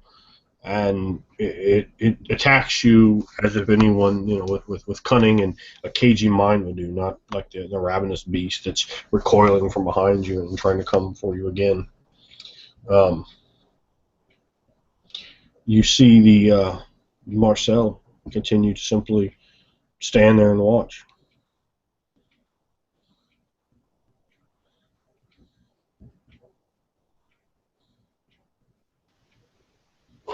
Alright, so if, I mean, it'll be next on Yes. another action. Okay, so, you know, I make my way towards Marcel, bypassing the one with the spear, assailing Articus. Sure. I beeline right towards him. What is your speed? 18. Oh, okay. Yeah, you can easily make it there with just this turn. As I'm, 13 or better to make it to him with one move action. You only all you've used is your move. So as I'm running towards him, I'm twirling the blade. This look of menace, of murderous intent in my eyes, as I try to strike out twice at this foul fiend. 12 on the first attack. You see he rises from his skull-encrusted throne and moves a few feet towards you. Or you enter onto this huge platform of bone. I jump onto it, and I immediately, just try to... What did you get on your first attack? Try to strike him down. First attack is 12, second attack is 18. Okay, well 12 doesn't even come close to hitting him.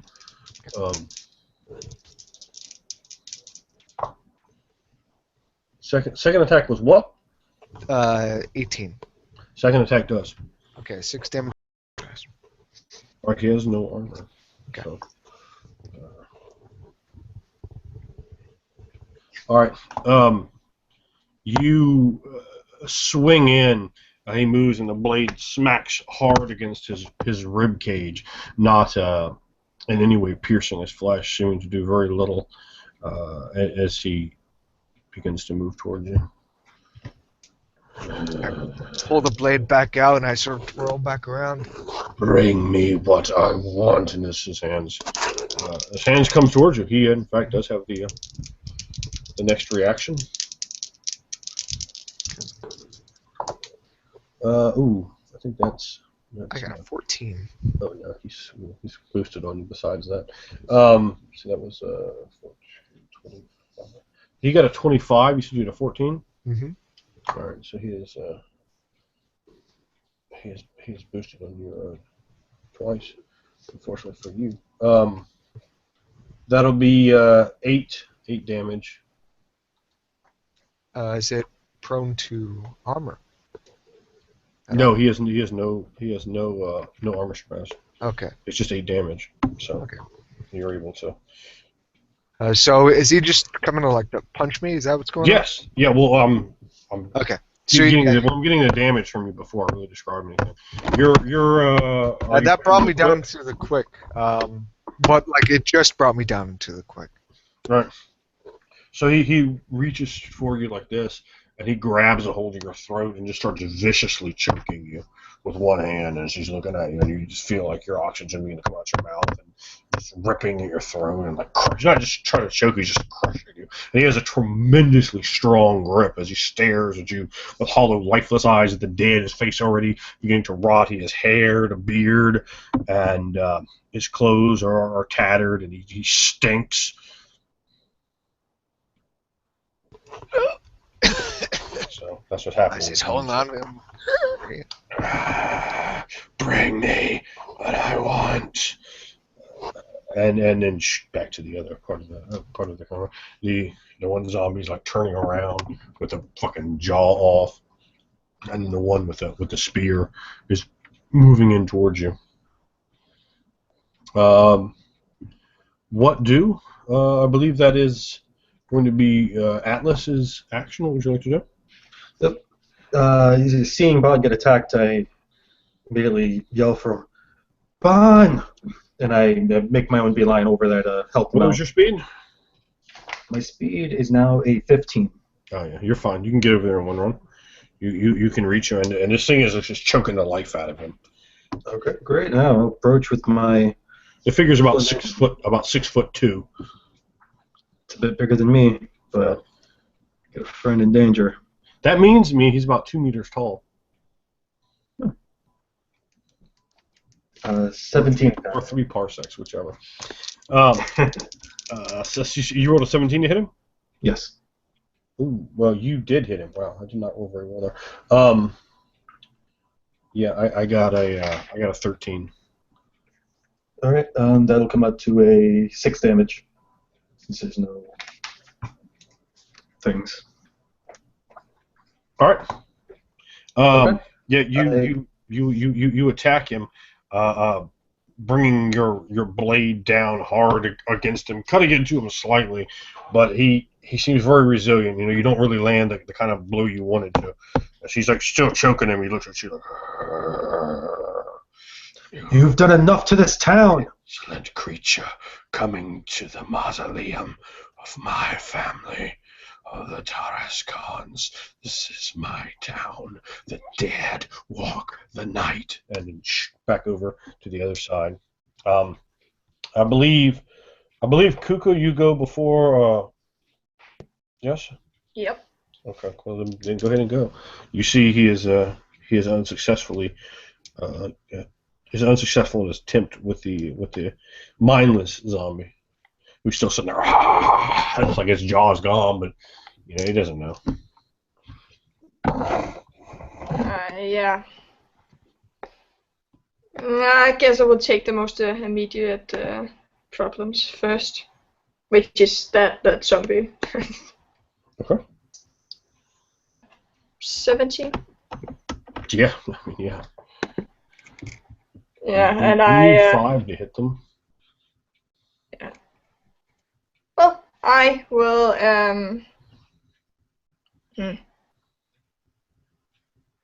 Yeah, I pierce it through its eye, just and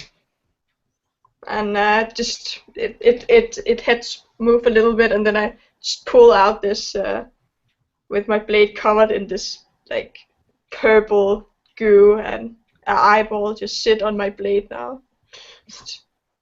Yeah, you have the eyeball like a rotten grape. As you pull it out, you see some maggots and small little parasitic decomposing worms on your blade. You're like wiping it off on him. It's very, very, very disgusting. Whatever must be inhabiting his brain. And I shiver a little bit at that, like. That's what you should. And it stinks, and the wind from outside blows in, and you hear the rain pouring down. Articus, which is your action. Seeing as how the lesser creature has been taken care of, I stare directly at the one with the spear pointed towards me that has now so firmly shanked me. I would like to trick it using my guile into thinking that it has the upper hand.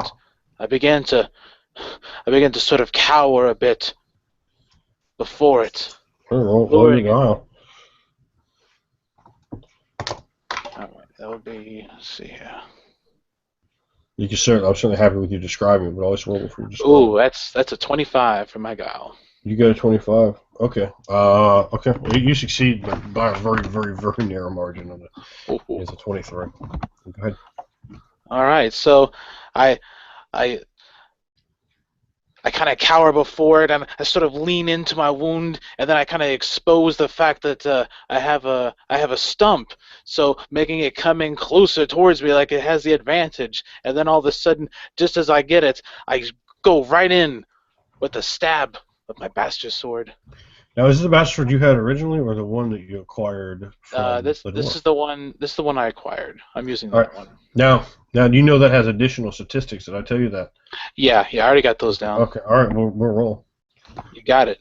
Ooh, 25 on that one. The Eyes of Aramon. Well, that's always a benefit to you. I had a 17. All right. So you will boost once. That's It has no armor. Okay, well that's 10 damage in total. Oh gosh, that's a lot. All right, you have not reduced it to the quick, but it's bad. It is. You took a lot of points. You swing and bring your blade hard against its chest, cutting into it. Some of the dead meat falls unceremoniously to the ground, along with some of the tattered, moth-eaten clothing that was still upon its form. And it narrows its eyes, ready to plunge and attack into you. Ooh, that's not good for you. All right, you definitely gonna roll your defense. I got a 20. Okay, I have a 24. Ooh. Yeah, that's not a good one for you. So it hits you for 6/1. So it has an armor surpass a 1, although I don't believe you have any armor.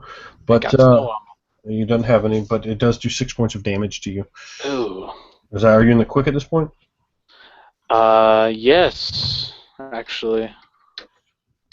All right, so I'm going to go ahead and let you register that and kind of explain how badly it has hurt you and how you've been hurt as an old iron-tipped spear is launched into somewhere in your body. So you can take that Okay, so I get the upper hand on it, I trick it, but all of a sudden it comes right back at me again with that same fire and gets me right into the ribs, and I can feel the bones cracking and breaking and twisting as this iron is shoved deep inside this nasty old iron, this rotted, fetid thing, rusted right inside to me.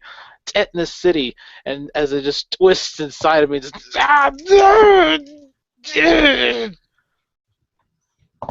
the blood pours, coating the spear tip as it pulls it out with guts and bits of fragments of bone.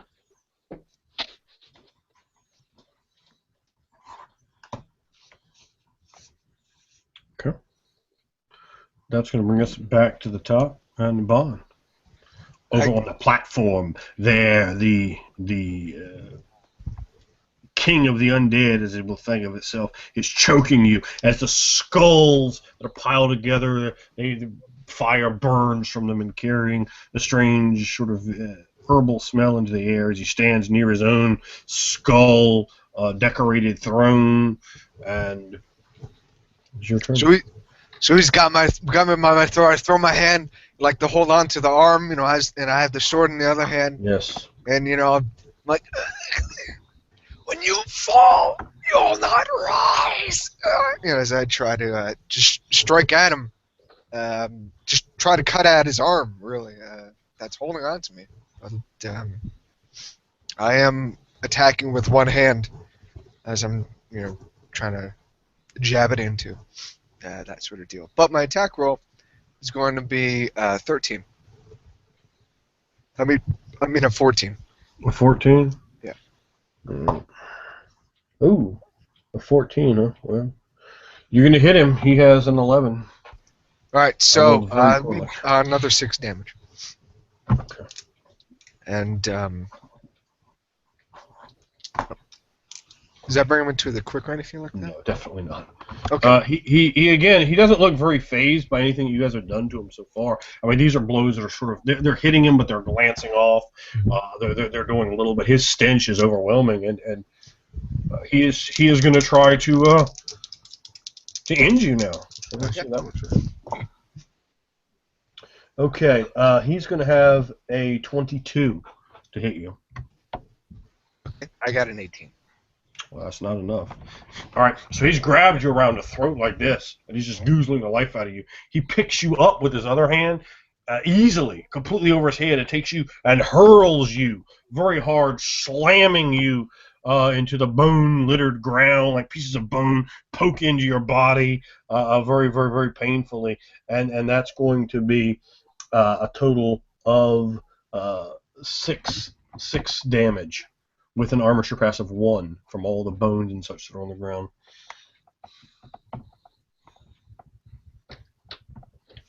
So I go flying, 5'7", probably the smallest and perhaps even the lightest of all of us here. I just get thrown off away from the throne, the skull throne. I hit the floor hard. I hit hard up against. I roll into some of the bones. There's the ding ding ding ding sound of the dual-bladed farang as it clatters off somewhere else as I hit the ground hard, and I knocks the air out of me as I grab onto one of my a part of my chest, and there's blood sort of coming out of my at the corner of my mouth as I spit out some blood onto the dusty floor, and I sort of gesture towards back at him, my hand out at him, trying still that burning valiant life in me still wanted to get back at him, reaching, and then I sort of reach like I gestured towards him, and then I see the sword is between us, and it's off elsewhere, and one eye widens. All right, Atlas. Let's see what you can do. And yeah, as Marcel threw Bon, I positioned myself right in between the two of them. And He looks at you. behind me, I try to yell, "Bon, are you okay?" As I, And you look back, you see he's cocking back to just rock you. You go, oh. So it was your action, but no, I can't miss. I mean, I look back and I'm like trying to make a swing as well, but I'm not even like looking where I'm hitting anymore.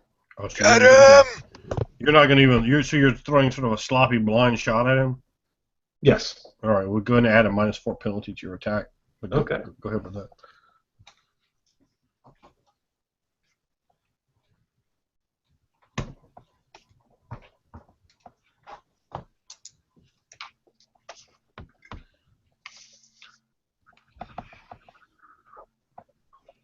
I got a -4.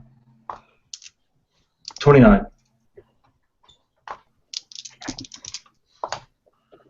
All right, you're gonna.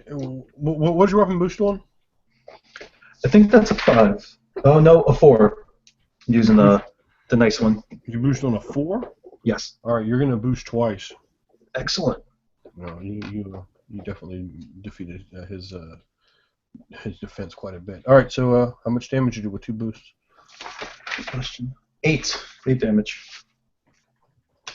All right, your blade finds some degree of purchase. You're not even looking; you're looking back at him, so you're not really even sure what exactly has happened. But you can feel it's all like my a dull desperate thud. concern for my all my friends here, Bon especially getting damaged. Nice. That gives me the strength I need with Pelgin's own weapon. Just strike him in the side.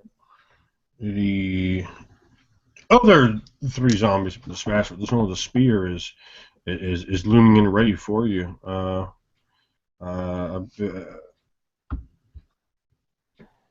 Articus, you go first between the 2 of you. Yes, is that right?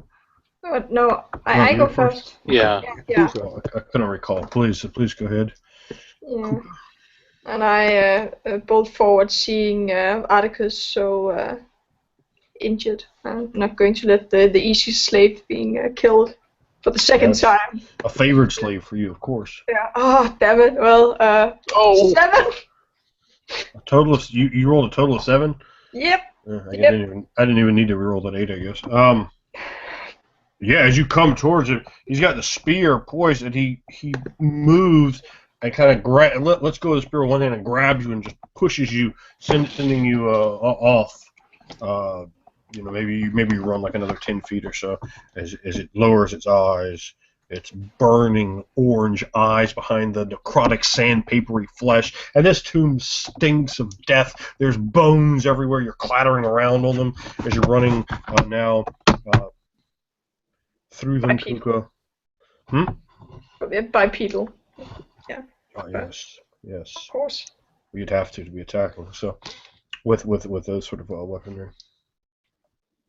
Remember to add, if you're going to attack it, remember to add a +1 bonus. It has been attacked already. This turn, Articus.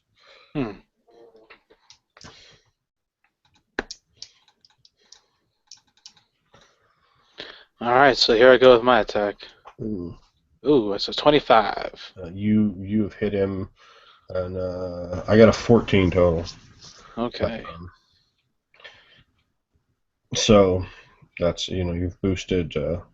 You boost on. You boost on what, 6? Yeah, 6. Okay. So that means you only boosted once. Mm-hmm. But that's a total of 10 damage again. 10? Yep. Okay. You slash heavily, cutting down through part of its shoulder, causing it launch her with one hand, causing its arm to fall completely to the ground, with the spear still gripped in an undead death grip on the ground. His arm moves slightly, but it's laying on the ground. The thing definitely very injured by a skillful swing of your potent sword.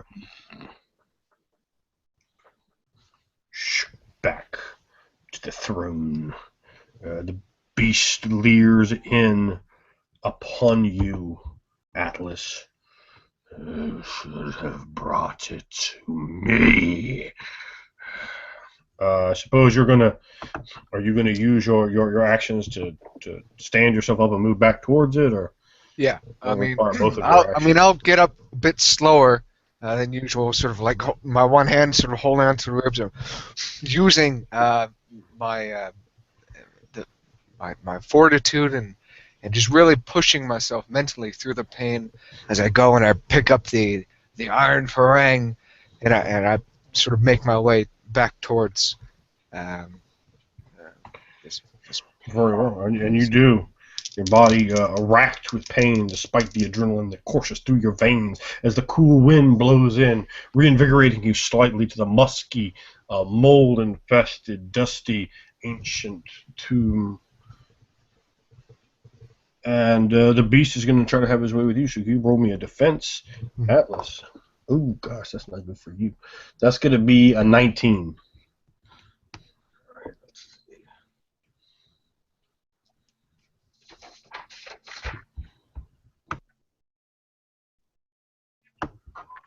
No, not even close. I got a 12. Oh, 12 is definitely not close. It's close enough for him to get a boost on you, though. All right, so what happens? He grabs the back of your head and just takes it right to that large. It's like this big ring column of skulls built up at its side. It says burning. Takes you, wham! Slams your face right into the burning fire. The fire burns up, burning your very face, scorching your hair, causing you to sizzle, and the flesh itself is burned. For a total of 7 damage as your face is burned as you grab a hold of your face, and you don't have armor either, right? I do. Okay. So just make sure you're subtracting whatever your armor does for you.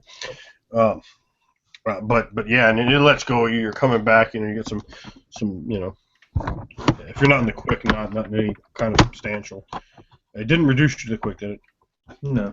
Okay, but yeah, just some very minor surface burns, and he's focused on you now as opposed to Ban Santa, which might be unfortunate for him. So what would you like to do? And did he down me when he did this? No, I mean he slammed you like you were standing and your head got slammed right onto the skull. So like you're kind of like you can just move yourself back up. That doesn't cost you nothing. Okay, yeah. Like at this point, like burning and wobbling, and I step back as much as I can. I back my way over towards where Bon is, still holding my burned face, and I turn over to Bon. Bon, drink or die. I just nod as I start fumbling a bit. So you say that he goes, like he looks behind him like completely oblivious to this. So, like he looks at you like confused. I mean, you can still think. He's like, drink or die. What are you talking about? And he does. He looks at you. With that, the zombie's looking down at his arm on the ground, and that's going to be you, Kuka. Yeah, well, I'm like I'm way behind him, and I'm so angry with this foul running human daring to throw me back. So I'm like launching nearly my whole body just to get at him with my 15 with my short sword. It hits him. Yeah. Okay. What part of his body are you going for?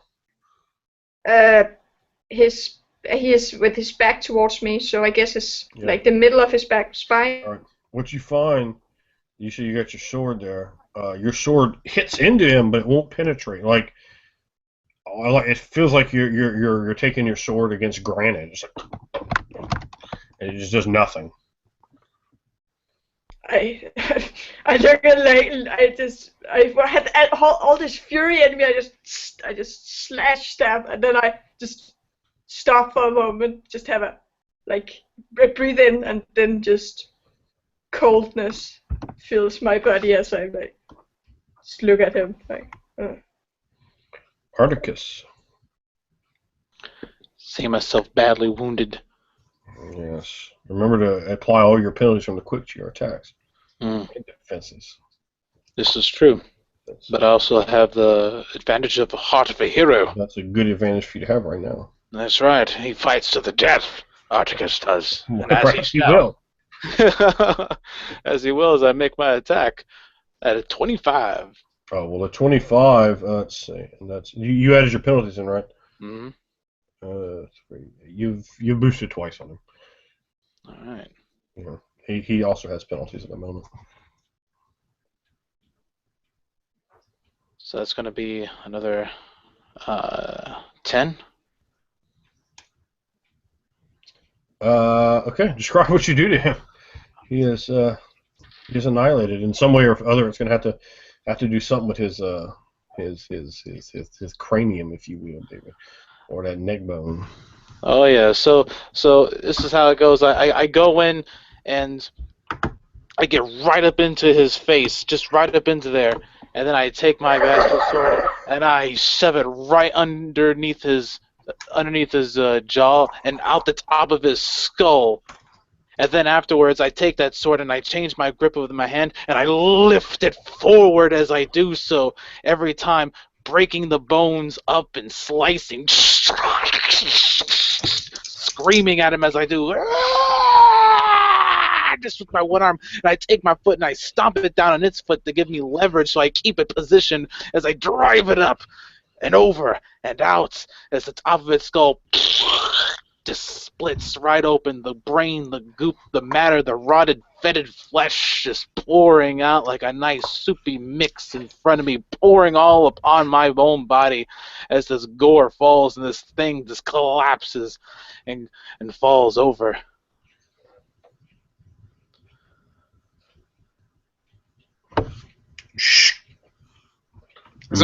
I'm fumbling.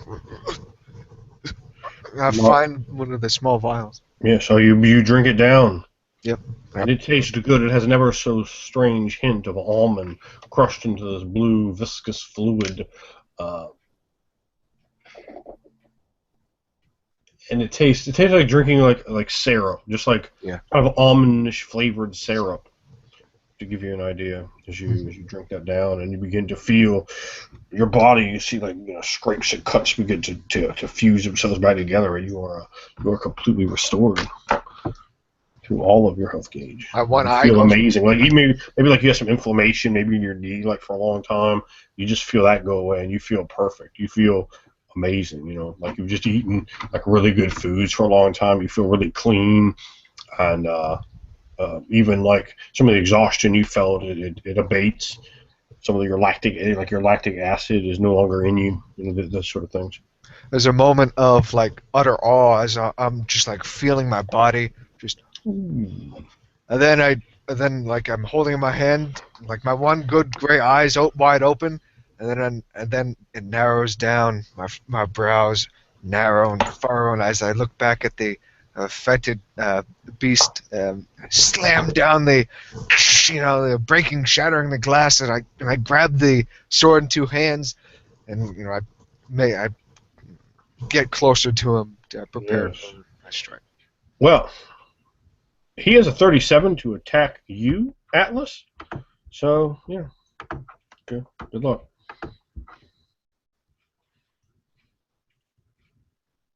You're muted, by the way, Atlas. Let's see.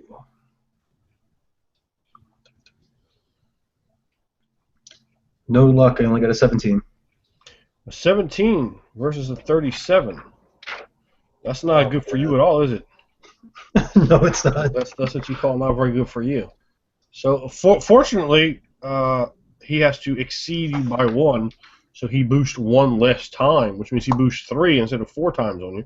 Your armor is now damaged. Your armor's been damaged and is reduced by 1 from the damage it has sustained, and that is applied after the fact. That your armor, you still get the benefit of the armor from this attack, but that damage is 9. It's 9, 0, and afterwards your armor is damaged by 1. Does that bring you into quick or no? Let me double check. Goes down to 15. No, not yet. No. Okay. All right. He slammed your head down before, and he popped up as you're trying to attack him. Now he just rears back and he unleashes this huge undead hand. And I mean, it's all like you see all these bone knuckles. It's like, oh, as it comes right to bam, slamming in your mouth, causing spit to fly everywhere. I mean, it nearly knocks you out for like a second. You sort of see a little bit of stars, and then you start recovering.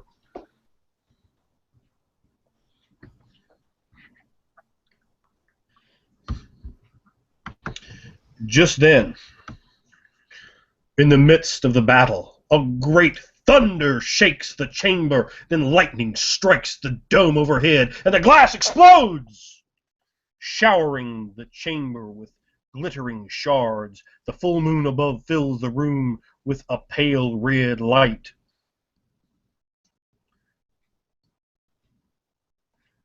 The zombie lord shrieks and looks into the sky. The moon is indeed red, and it is slowly disappearing, shrinking, as though some unseen monster were swallowing it bit by bit.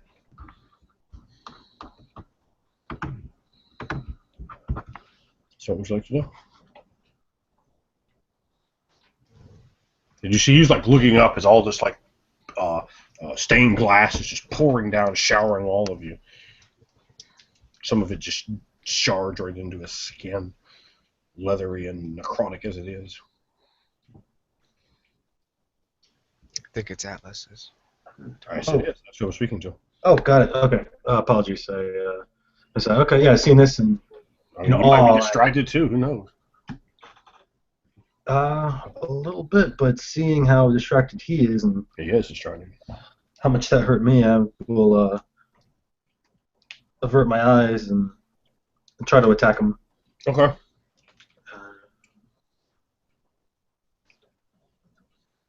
27. All right, he's not defending himself, so you're attacking versus a 0. Oh, So calculate in your boost accordingly. He is not. He's not quite done yet, though. 27.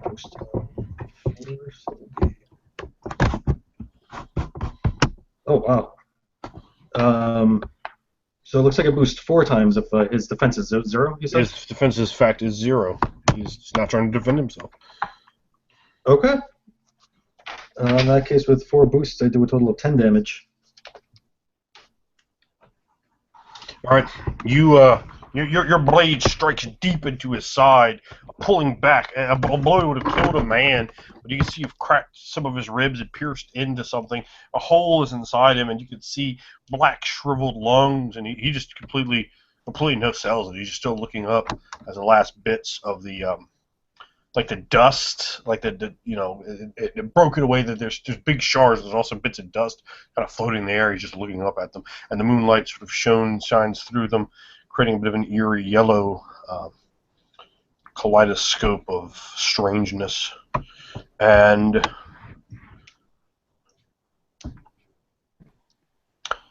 is the next person's reaction, which would be Kuka. Yeah, I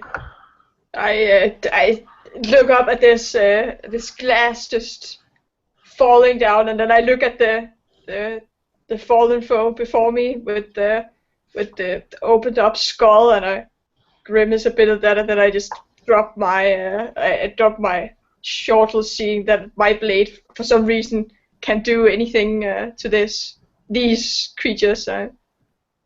Must be the the broadsword of Falcon doing something.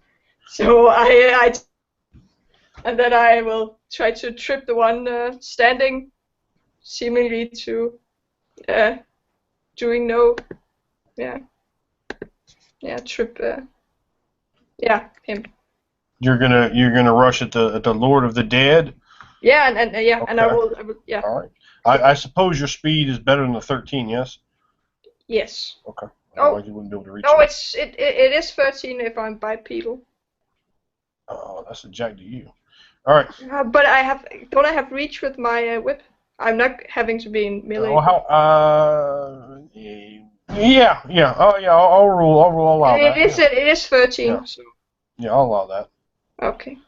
Thank you. Yeah. 18. Well, yeah. I mean, go ahead and describe what you did to trip him. He will fall. You can just describe it. And a plateau of bones. What's that? Yeah. He was on a plateau of bones. Yes. He's Yeah. like this large. I can't find the picture anywhere. It's right in the module.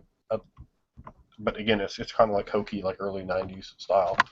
It's fine. It's fine. I will. But yeah, it's just like he's like on this big like almost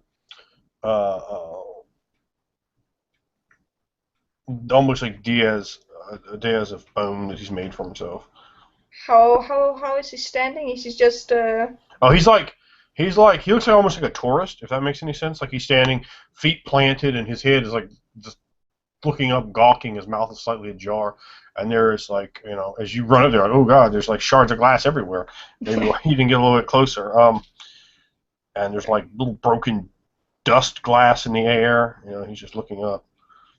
and my whip, then it falls around both of his legs, and I, using the bit of my strength I have left to yank, probably using this uneven footing he has because he's on a plateau of bones. And then he falls, and some glasses like just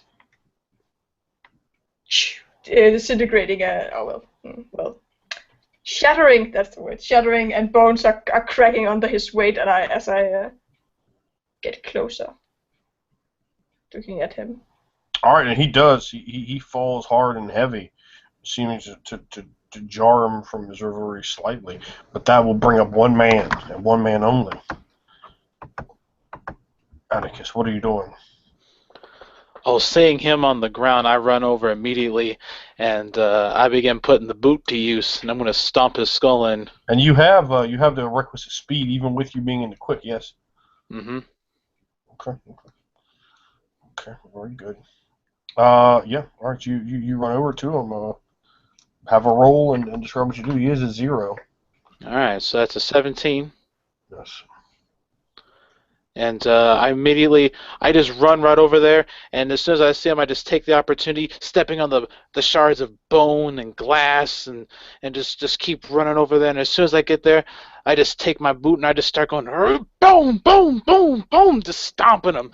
Just taking my right boot and just throwing right to his dome. Right here, just... All right. And I take the heel and I'll rub it into his cheek as I do so. What did you say you rolled? I got 17. But 17. he's at minus. No, well, he's at 0. Yeah, no, he's a 0. Yeah, he doesn't get any worse than that.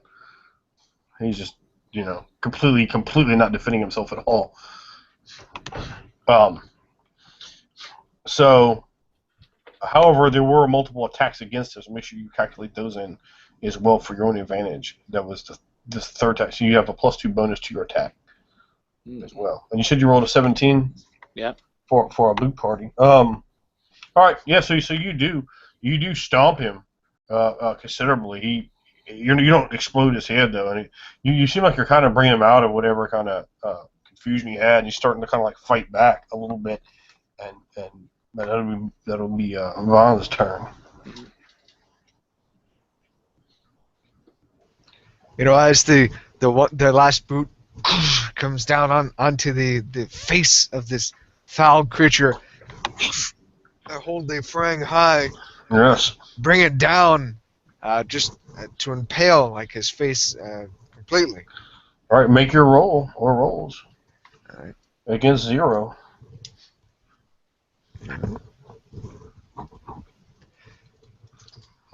On his turn, he will no longer be at 0. Should he Yeah, get a turn? 19. I boosted 3 times then. That'll be 9 damage. Well, you have destroyed him. Please. Okay. So then, as Articus, gives the last boot, and he's getting ready to bring his boot up for another boot, because why not? I come and I bring it up almost like as this, almost like a ceremonial sort of.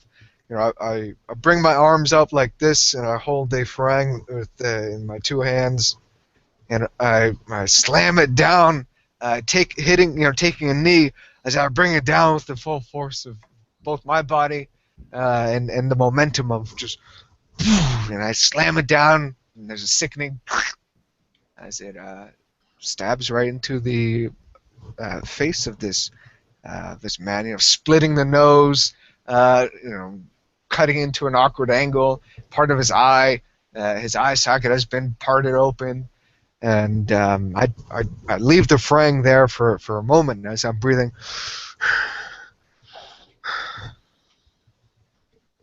I don't take it out.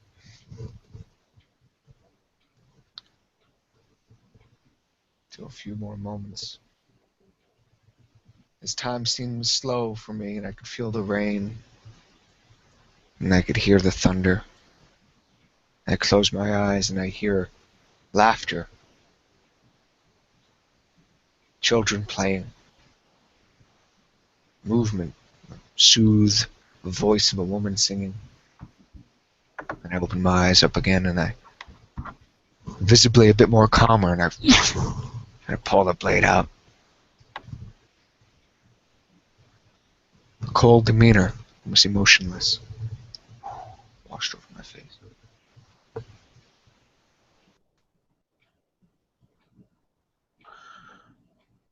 As you vanquish Marcel Tarascon, the zombie lord, you slowly limp your way back out of the mausoleum. Your body's aching from the pain, except for Bonds. The built-up of such tremendous stress and acid in your muscles, the damage you've taken. Some of you have bits of glass in you, in your skin. Some of you have glass dust in your eyes, and it's very clear this room is one to get out of as soon as possible. As you limp your way out of this old cemetery, out of these mausoleums, past the 2 leering gargoyles that sat perched to watch upon the wall, out through the broken open door of Nergali workmanship. You stare up the dark sky. And the rain falls down, but slightly softer now, and the wind howls, but perhaps not as cold as it was before. Joy and accomplishment fill your hearts, and exhaustion fills your body and mind. The complete focus that had to be shown during the time of such extreme violence. And at that point, you get your soliloquies as you have defeated this ancient evil of some great power. It is done. It is done.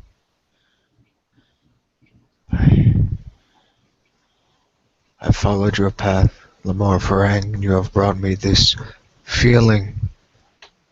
Though I will not lie to you, doubt had found its way into my mind, into my heart, but it was but a fleeting moment. For this feeling I have now, though I am surrounded by death, decay, and things that have followed another path of hubris. No, your path is correct. This feeling wonderful feeling. So long since I've felt it. Only a few cycles ago had I felt this feeling before it was taken away from me. I thank you, Lamore Farang, for giving me that clarity to hear my daughter's laughter,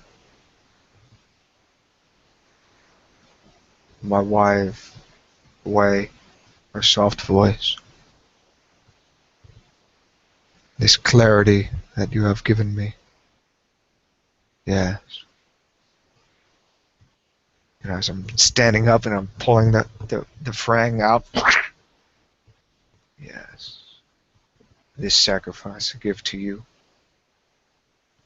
Let the wrongs of this town be balanced by the death of this cursed man. If there are still more walking, almost like as I'm in slow motion returning towards the exit, almost like in slow motion, passing over the others as they're sort of broken and there's bits of blood and glass on them and dust. More of them walk. They will be dealt with as well. The Nagali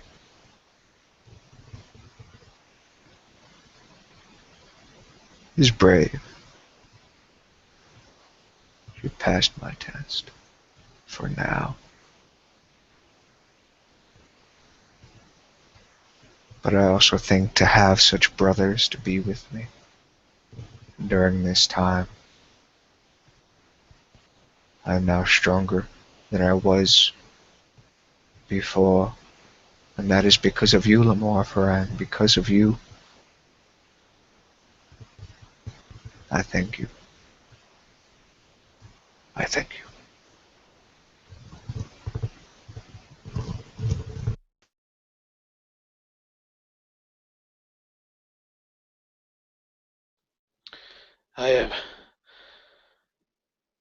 I have fought death today incarnate, and I am weary for it.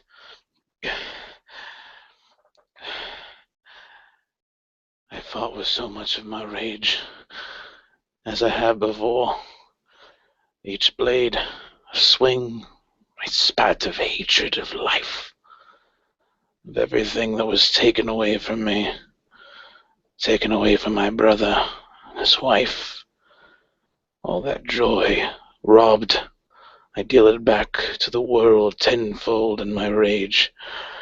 And now I find myself slightly no longer feeling that rage within building.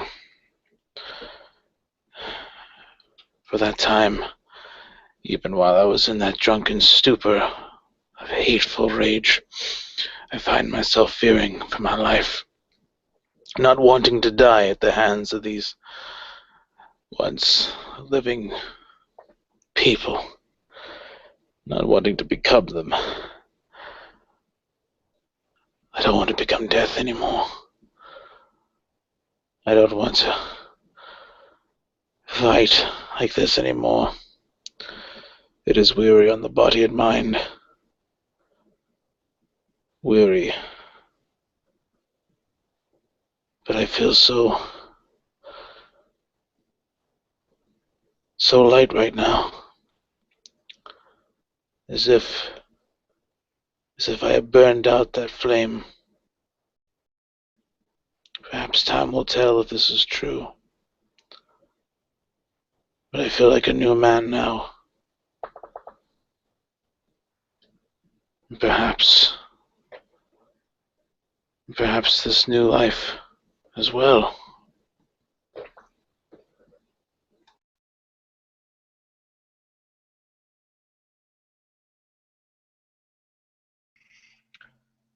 Pelgan, she, even Bonds Lamora Farang, Antarcticus's mule, thank you for your aid in this. We've done it, but Is it truly over? Are the dead done rising? Are those dead already risen, still walking? Is Luke still simple? If Marcel did indeed cause his condition, then hopefully his destruction has healed the boy. This place keeps threatening to take everything away from me. First my flesh, my companions. We almost lost Bound tonight. Fortunately, these healing dyes, I know not what we'd do without them. I couldn't stand to continue watching my fellow man die in such brutal, senseless ways. Not since watching that poor girl fall. I do not look forward to going back to the town and seeing what the zombies have done with the remaining villagers.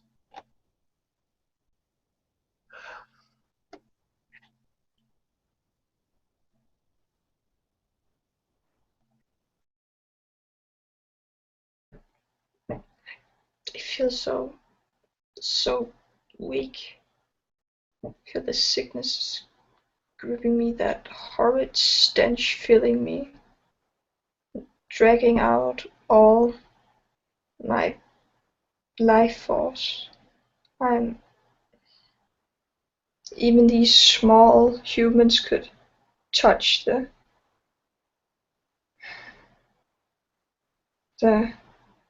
two others, but I could not. They were like granite, and I had but a dull knife. Pull out my shortle and sheath it. But RCD Hugger's food has been taken up for you. Tomorrow, when Fatash's rain, now gentle, has stopped, I will burn it all for you. Learning the smell of flesh, as Barn talked about. Should be horrid, but it can't be as horrid as this room. Dust and glass are pulling together in a soup of water.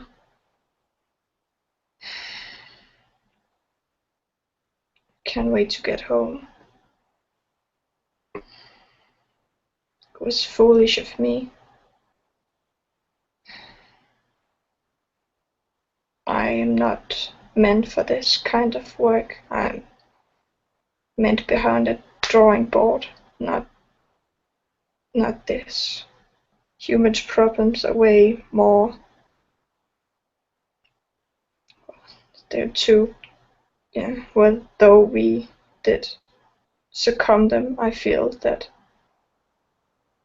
the problems here are too great for me to do alone, but I'm glad I have these humans with me. And this place is strange. Been brought back to life itself by humans. Twice. The others were wrong. Humans are not scum like all the other species. They're our cousin.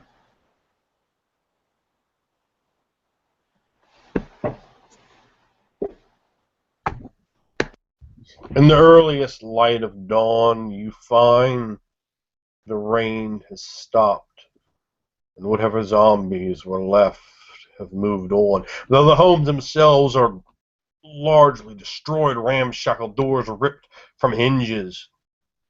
You see many villagers laying dead on the ground, intestines torn out, throats ripped apart, bodies savagely eaten. And you can see as darkness begins to slowly turn to light, the heavens above are filled with strange white dots like the ones you saw before. Thousands of tiny little stars gleaming ancient light down upon this damned place. As the wind blows, you realize something is very, very wrong. And it does not become less wrong as the yellows and pinks of dawn fill the sky. Below you is practically a swamp. There's so much water in the dirt of the town, water and so much blood and gore and entrails. People literally look like they've been grabbed and ripped out of their homes and eaten. The men, the women, their children all laying in piles, feasted upon by zombies. The place is a carnage. The area largely destroyed, yet people stand outside their homes and look up to the light, and you see glimmering in their eyes the hope of Ishmi as they look one from the next, and you see Shaman, Brucian, and Gerald Jr. standing in front of the inn, and in front of them is Luke. Some semblance of lucidity returned to his blue eyes, his blonde hair slightly blowing in the breeze. And you're too far away to hear, but it sounds like he says something to Gerald, and Gerald pats him on the back slightly. The family of strange dwarves stand in front of their store, looking up, smiling, perhaps just glad to be alive for one more day. As the camera pans around the village, we see Geordie holding his wife tight, squeezing her with love in his eyes. And as a final shot, inside the home of Mordu, we see Mordu laying on the ground. And he looks up, just holding his leg. As the camera pans over, there's a zombie with its skull crushed beside him. And he's trying to push himself up off his bad leg. And we fade away. As the catalyst from Kovega Thale come to Ravenloft, proving their worth, proving despite what they thought they were, in the end here, at least in this time, their tide was that of heroes. Thank you everyone for watching the playthrough of the Classic Dungeons & Dragons, Advanced Dungeons & Dragons, 2nd edition, Night of the Walking Dead module. Remember to go get your Within the Ring of Fire books. You can get those on drivethrurpg.com. You can hit me up on Anderwood on Facebook and get all the PDFs for $75. That's for everything. 5 are out now. You also get some bonuses with that. And I'm working on 3 more at the moment. And you'll get those as soon as they're out, and anything else that comes out for Within Ring of Fire. 1 payment, 1 price, 1 game, 1 love of RPGs. Embrace that love and get your Within the Ring of Fire on. Your main man says so. Enjoy and embrace the RPG revolution like the phoenix soaring into the heavens above. And come join us on Raw Immersive Games and join us there on the forum. You can find your own Within the Ring of Fire live play games, much like this one. We're going to drive through RPG and get your physical copies of the books, or you can hit me up and get that PDF bundle package. And it's just showing you just how easy it is to put Within the Ring of Fire together with Dungeons and Dragons. Very, very, very easy for any edition. I've done this as easy with 5th edition as I could with the basic box set. This just happened to be Advanced Dungeons and Dragons 2nd edition because I like that module. I'd like to thank all my players for their excellent jobs. Make sure to subscribe to Lou's channel and to Phil's channel as well. And you can find all this great lore about Godzilla and such on his channel. He does love at Godzilla, and my son is a big fan of watching his videos. So I'm sure you do. So thank you very much for staying with us, for watching, and make sure to jump on the Phoenix's tail feathers and embrace Within the Ring of Fire. Boom.